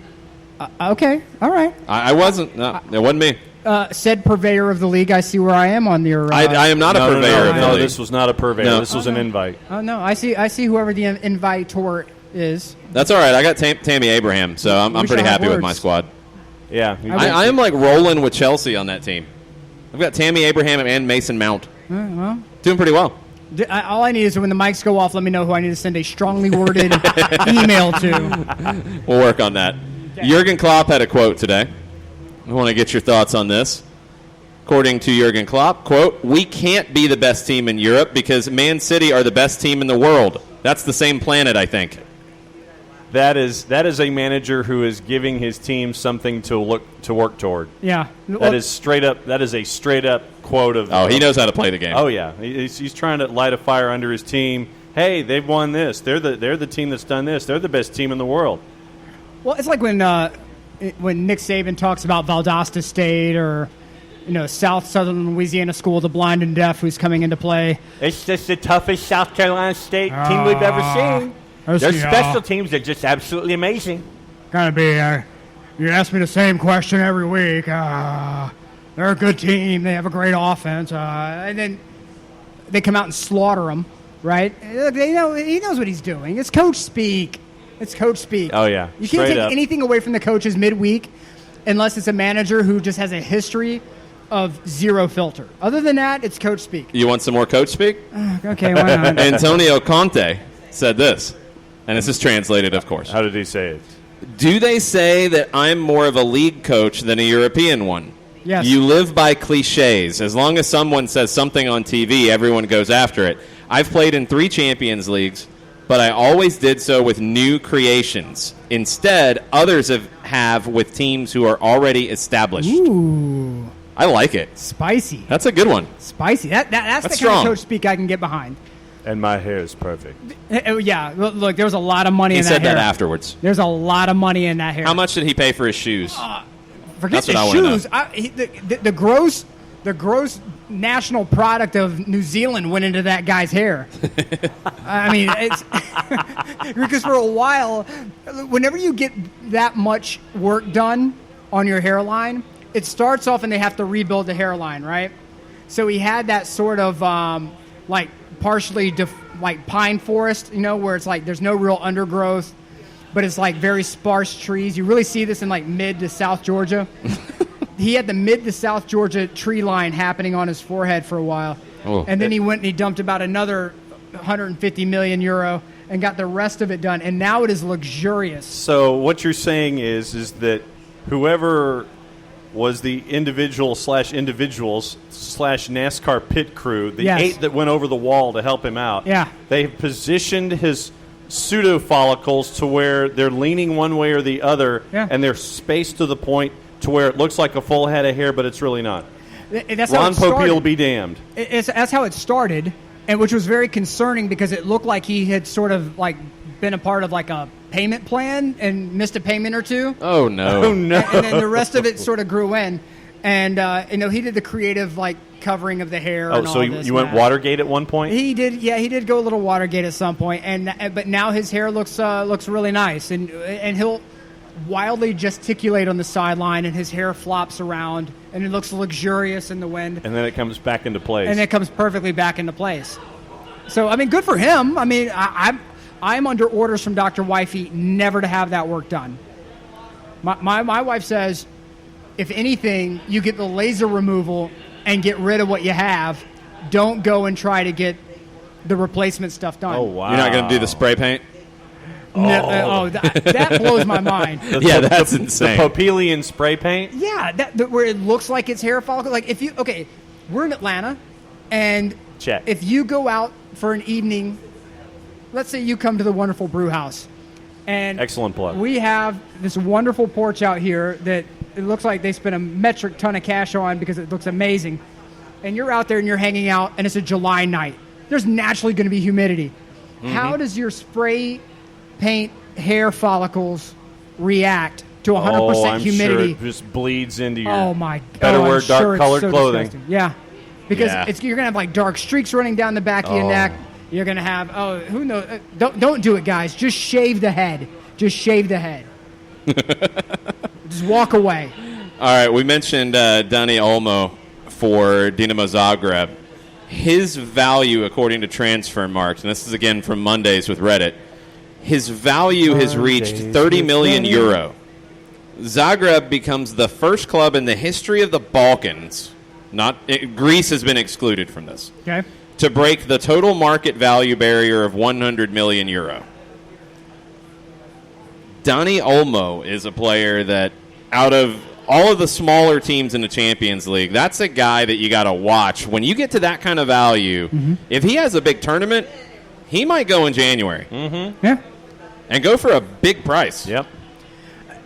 It's going to be interesting in January to see who is going to move, as always. But I think this is probably going to be a more active window than usual. I have no metrics to back it. I just feel in my gut that there are so many teams out there right now who previously have not had a shot at getting to the top of the league or making Champions League that are now in the hunt. You know, when you go, let's take a look here, right, at we'll go to the Premier League, right, and you have Leicester City sitting at 5. If you're Leicester City, January is looking mighty attractive to you because you're trying to get. It's going to cost you a lot to move up one space, and you're going to have to get some help. You're going to have to hope that Man United falls off, which is not out of the realm of possibility. It's definitely possible. If you are Serie A and you are Atalanta, you're currently sitting in 5. You must get reinforcements. You will be getting Champions League money. They're going to be investing in January. If you're Torino sitting at 6, you're going to want to invest.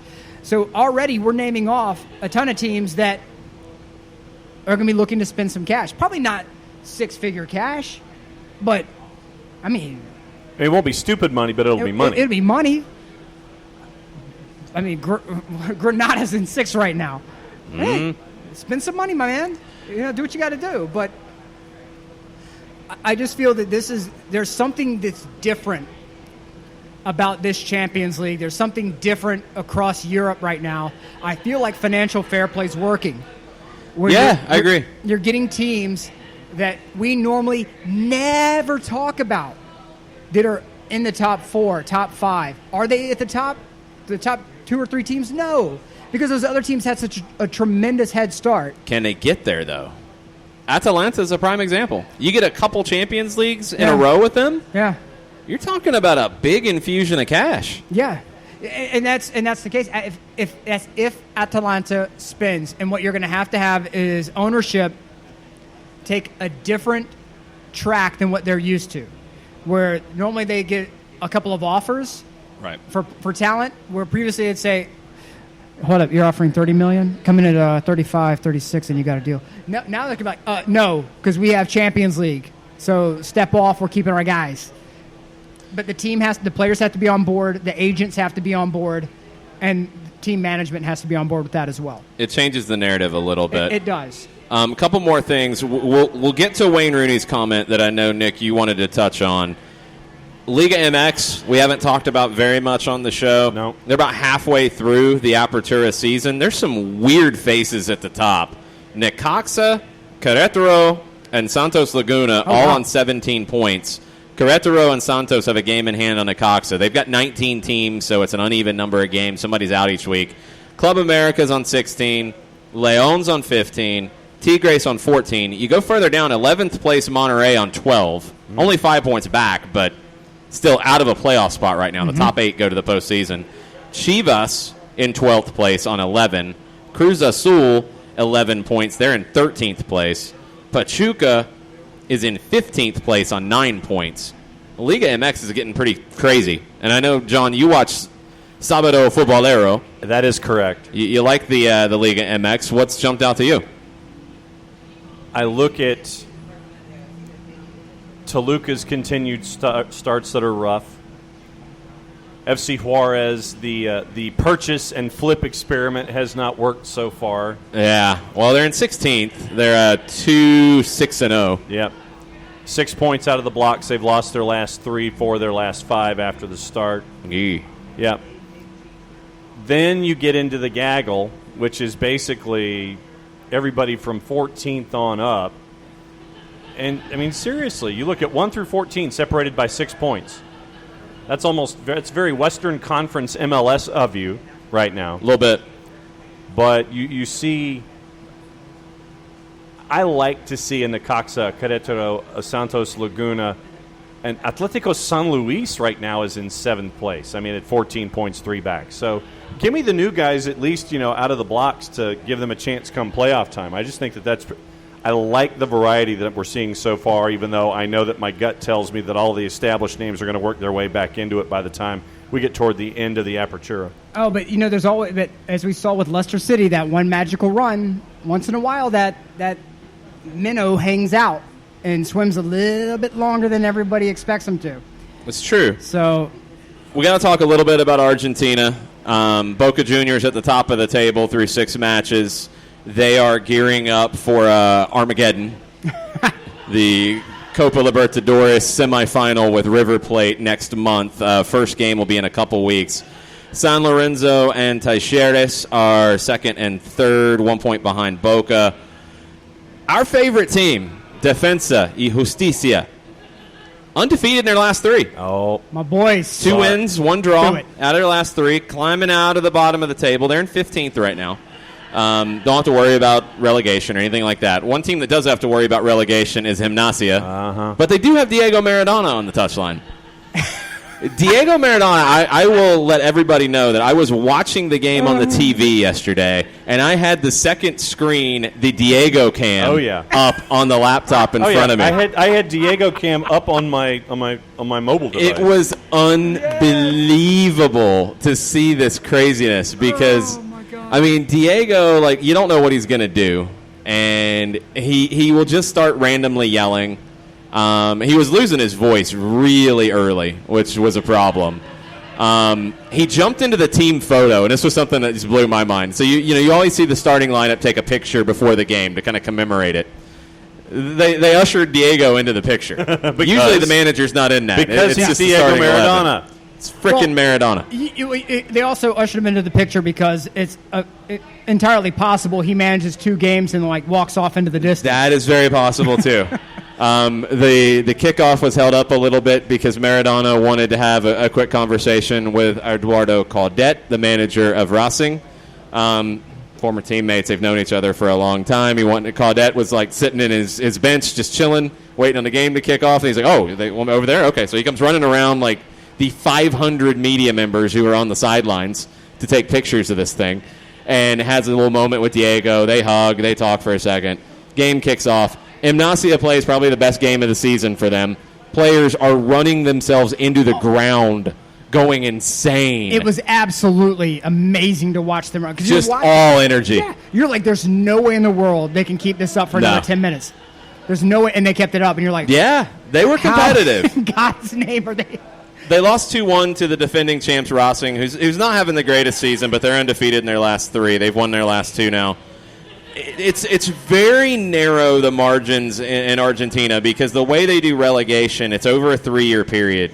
They call it the Promedios. And 3 teams will get relegated at the end of this season. Gimnasia is in that 3 right now, but not by a lot. I was going to say, what do they need to do to get out of that jam? Well, you're asking a lot of math because you're talking about 3 years of results for some teams, 1 year of results for Central Cordoba, who is at the bottom right now. Gimnasia is in the 23 spot. They need to get to 21. They are averaging in their 27 matches in the top flight over the last 3 years just under a point a game. Bonfield is 1.17 in 21st. So it's not by a lot. Newell's Old Boys is 1.19. So Estudiantes is another big club that is 1.22.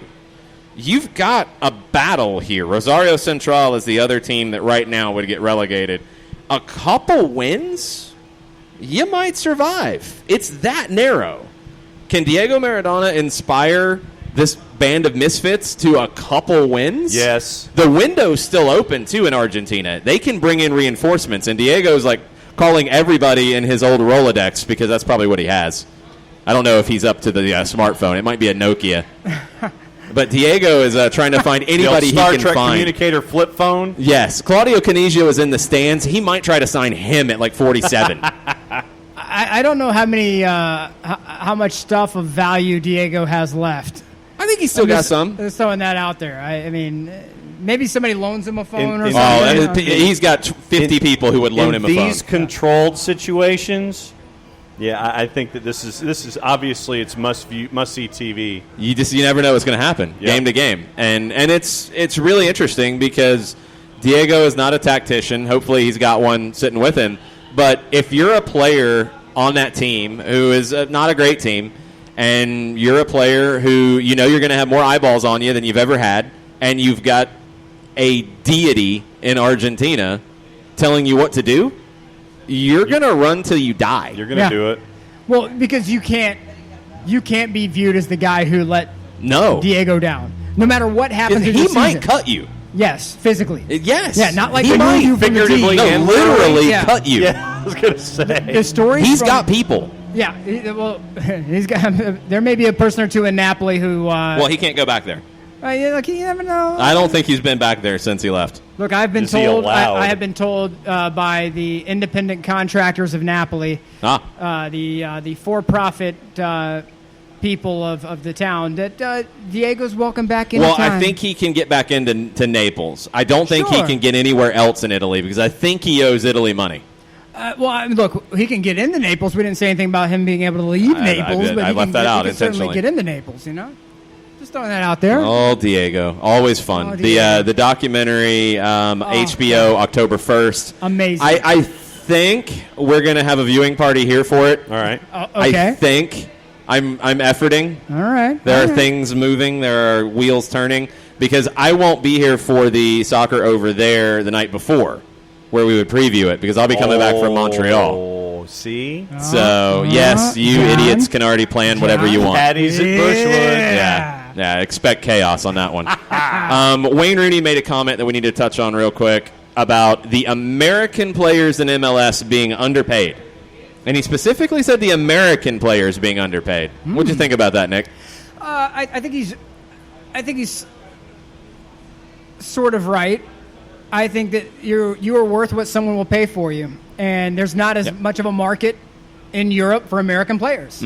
So until that market develops, the American players are getting paid exactly what they need to be paid. How much did the Players Union slip Wayne Rooney to make that statement? Oh, I'm sure. A lot of stuff. I'm sure every player rep in the league said, "Hey, Wayne, it's a. I know you're leaving. You don't care about this at all, but for us, it could be a game changer if you were to kind of throw your weight in. Drop a little bombshell there, Wayne. Yeah. Come on. And because you already have Zlatan complaining about. Well, the league Zlatan's the best player in the history of the league. Just ask him. That's what he said. Yeah, no trophies at all. But okay, sure, you do you, homeboy. But I think you're worth what your market allows you to be worth. And there's not a ton of teams in Europe right now who are calling up going, hey, can we get Jordan Morris over here for $45 million? No one made that call, right? No one called up and said, "Hey, Atlanta United, Brendan Vasquez, can we get him for about $35 million?" Nope. No one's making those calls. I mean, when they make those calls, by all means, then the player should be paid more because the value of the market has been set. Andrew Baker, soccer listing in Germany. Mm-hmm. I've watched a lot of European games this season. Miles could slot into a ton of teams. I know it's been discussed a lot, but this West Ham Villa game is really revealing. Miles could be a factor at the very top if he gets some U.S. M&T caps. I completely agree. I don't know many leagues where Miles Robinson, with his combination of size, speed, and ability to read the game at this point, where he could not slot in and immediately have an impact. He would not start in Serie A just because it's Serie A and they don't start anyone under the age of 47. And if I was his agent, I wouldn't send him there anyway. But he could absolutely go to Premier League and be competitive right away. Oh, yeah. Be competitive. In a game like that is a lot of back and forth outside of the top. He'd be great. I mean, with his ability to cover every inch of grass on the field. Right. Or every centimeter of grass over there. There you go. Yeah, I got to use the metric system. Yeah, got to get it. No Sorry, my bad. My bad. I think he would be just fine. This is where having Frank de Boer, I think, makes a world of difference. Because in every training session and every film session, I'm sure Frank will just sit there and just drop these little nuggets. Hey, why don't you do this? Why don't you do that? And you can, and by all means, feel free to tell me any other reason how this kid has had such a quantum leap in development. It's a big part of it. I think the playing time he's gotten over the last year. Yeah. I mean, Chris Ramondi, communication staff for Atlanta United, tweeted a good one out last week that last year at this time when he made his appearance against Uruguay, a year prior, almost to the day, he was starting in USL Championship. Correct. For Atlanta United 2. And he went from there to playing with the U.S. men's national team. Frank de Boer's influence has had a big part of it. Scott Donnelly's influence with Atlanta United 2 last year has a part of it. Mm-hmm. I think Tata Martino bringing him along the right way, not putting him in over his head too early, has been part of it. Yeah. I think it all adds up, but Frank de Boer has, I think, gotten the best out of Miles Robinson, and there's still a lot of room to grow. But you're not getting more than I project his worth at $18 million. Transfer tomorrow. If he transfers tomorrow. Tomorrow, if you got that's a whole different conversation. I think right now it's a lower number. I think with another year and potentially with more trophies and more caps, you could talk more than that. And it depends on what he wants to do and how long you want to let that asset grow. Right. Because I think there's still a lot of room for his value to grow. Right. Tomorrow, $17 million. 2 years, if he's a regular starter for the U.S. men's national team and he maintains trajectory, I mean, I could see 25-30 for him. Yeah. I think because at that point you're going to be talking about a very different conversation because of potentially Ezequiel Barco and his growth, other players coming through the league. I think that market that I don't know if internationally they know how to value Major League Soccer players yet. No. I think when you look at Transfermarkt, for example, I feel like the valuations are all over the place. A couple more sales, a couple more moves happening, I think you're going to talk about a very different set of numbers when you're getting into this. A couple of things we didn't talk about today. We always get into on this day on Soccer Down Here. 3 big musical birthdays today as we wrap up. Mark Anthony is one. He was a good point guard. No, John. I mean, he was, but no. That is still one of the greatest. That, like, him landing Jennifer Lopez. Yes. Is still. That's like the Steve O'Brien 98-yard punt. Yeah. That's like the Doug Flutie Hail Mary. That is, like, absolute, like, when they walked out for the first time as an item, you just sat there in amazement. Like, what laws of physics did this guy bend Leicester to make won the this happen? Premier League. Mark Anthony got J-Lo. Just saying. I don't know which one's more shocking. I mean, look, he got the career bump. Oh, yeah. I mean, he got the media bump. He was in movies. Oh, it was perfect timing.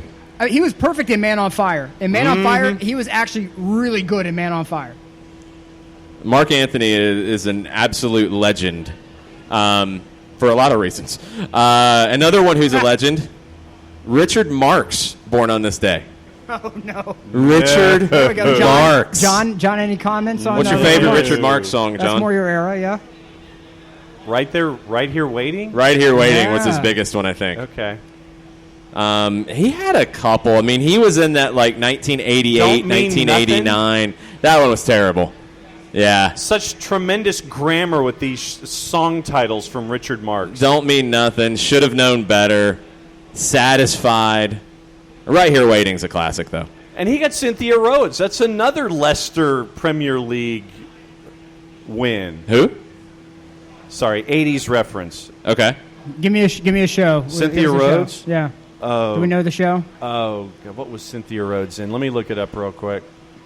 But yeah, go ahead and continue. She with your appeared third. in the Don't Mean Nothing video. Yes. Okay, there we go. That was So there on you go. Purpose. But they divorced in 2014. Correct. But okay. Wait. Whoa. What do we have? In 2015, Richard Marx married entrepreneur and former MTV VJ Daisy Fuentes. That is correct. Whoa! Yes, I remember that now. Yeah. I did not Yep, know that. Yeah. Wow. Look at Richard Marx go. Ballin'. Seriously. Cynthia Rhodes Wow. was in Flashdance, Staying Alive, and Dirty Dancing. Who was she in Dirty Dancing? Oh, was she the villain She chick? was Penny. Yeah. Oh, okay. Yeah. All right, got it. all right. Got it. And the best one born on this day, 1925, B.B. King. Oh, yeah. Yeah. Absolute. I Blues saw legend. B.B. King and the band at one of those all-day blues fests. Mm-hmm. Etta James, B.B. King, the Fabulous Thunderbirds. I mean, this was, what was it? Doyle Bramhall and the Tractors were there. Tremendous all-day show. B.B. King just sat there with Lucille, and the lyrics and the singing behind him were excuses to give him a 30-second break and a bridge to go into like a 7-minute solo with Lucille. Yep. Yeah. And it was just And mesmerizing. he's completely entitled to do that at all opportunities. Yes. Yep. I right, need King. I need a thumbs up, thumbs down from you on the TV show that debuted on this date in 1993, Frasier. Thumbs up. Thumbs down. You didn't like Frasier? Really? No, I didn't like Frasier. I never liked I Frasier. didn't at the time, but I've grown to appreciate it. No, I appreciate the fact that he was the one character from Cheers who needed to get the spinoff. Like, I appreciate the idea of Frasier, but I just did not buy into it. Brilliant ensemble writing and farcical comedy put together all in one place. The earlier seasons were absolutely tremendous. Yeah, it's a really good show. I've come back to it. I really enjoy it. Yeah. Final question on a Champions League preview edition. Who wins the Champions League? Enter. Wow. Really? Yeah. What are the juice boxes on Inter to win the Champions League? Efforting. A lot? I got to get this one. So you're breaking out the 25-year-old Lucas weird energy drink from the 90s that they don't make in the same bottles anymore. You're breaking that one out on Enter. Let me tell you fellas a story. Story time really Story quick before time we get with out of Nick. here. Wow. When I worked at Turner with NCAA.com, they gave me all of the games that nobody else wanted to edit, which meant that I got to see like Armstrong State, Norfolk State, and all these other guys play. Was it LIU Brooklyn? Hey, that's how you win the pool. Coming up to the final, I was sitting fifth in the country in my bracket. The only way I could have jumped was having Kansas win. Picked Kansas to win.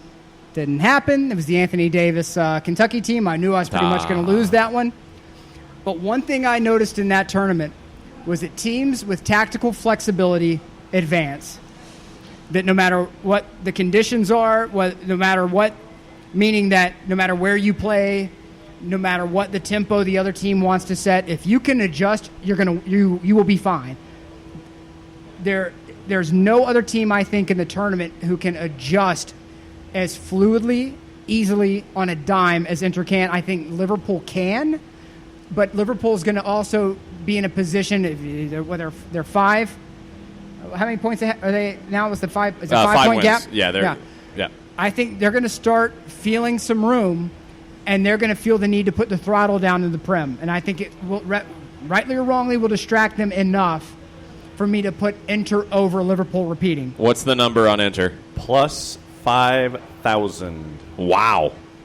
All right. Well, Nick has his phone out, so he is figuring out where to drop some juice boxes. We're going to do that. John, who's winning the Champions League? I'm going to go with the Premier League inverse this year from last. I will go that because Liverpool is on top of the table now, that is where...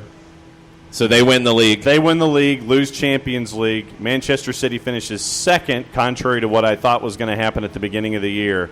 They lose the Premier League, but they win Champions League. Man, I could see Manchester City win the Champions League. I could see Liverpool repeat. And then Pep Guardiola comes and manages NYCFC. No, he'll go on a sabbatical first. But, yes, I think Pep Guardiola will work in Major League Soccer in New York City once they build their own stadium. So never. No, they'll build their own stadium. It just it'll be like in a partnership with Columbia in like 2035. And Pep Guardiola will not have aged. No, not at all. Champions League winner. Who else do I see could win it? I mean, I like what you're saying about Inter. I'm intrigued. Napoli's at plus 3,300 along with Chelsea and Borussia Dortmund. I don't see it. Spurs plus 2,500. Nah, I think Spurs is going to have some problems this year. Atleti plus 2,000. I'm kind of leaning that way. I'm kind of leaning Atleti. Bayern plus 1,200. Atleti's very dangerous because they are a team that can fight you tooth and nail. They can fight you, and they can defend, and they can lock a game down. So but I kind of want to go Manchester City, but I don't want to pick the same one as John because I like to be different. Yeah. I think I'm going to roll with Atleti and Diego Simeone this time. All right. I think I'm going to do it. So, Atleti, Inter, Man City. And Man City. Okay. Juve plus 1,000, PSG plus 900. I don't trust Juve. I don't trust PSG. No. Real Madrid plus 800. No. Liverpool plus 650. I could absolutely see it. Barca plus 500. No. Nope. Manchester City plus 350 is the favorite at Bovada. City's the safe one, and if my complete and utter bank account was riding on it, I would go City because I think that's the safe pick. But I could see this being a weird tournament and Atleti being the team that pops up. I would have no issue with Team Chaos. Not quite Team Chaos. Team Weird. I think a little bit of Team Weird. I think Napoli would be Team Chaos. Yes, that would be absolute chaos. Napoli's Team Ajax Chaos. at plus 6,600. Lyon at plus 8,000. Nah. Ajax lost too much talent from last year. We will see how this tournament shakes out. It starts tomorrow, 12:55. You can watch on TNT. You can watch on 2DN. You can watch everything here at the Brewhouse. Make sure you're following the Brewhouse Cafe on Twitter, on Facebook, on Instagram. Any game in the tournament you can watch here on one of 9,412 TVs. And we've seen all on of Smoke them. Signal, on Carrier Pigeon, on Pony Express. Yes. Follow them everywhere. And it's a new menu, and it's awesome, and I'm going to have some food. Yeah, we're going to go. We'll be back in the morning for soccer down here, 9 a.m. on the SDH app, on soccerdownhere.net, on Spreaker. Thanks, everybody, for listening. Mucha Euro y'all. Conversion rate. All the lira.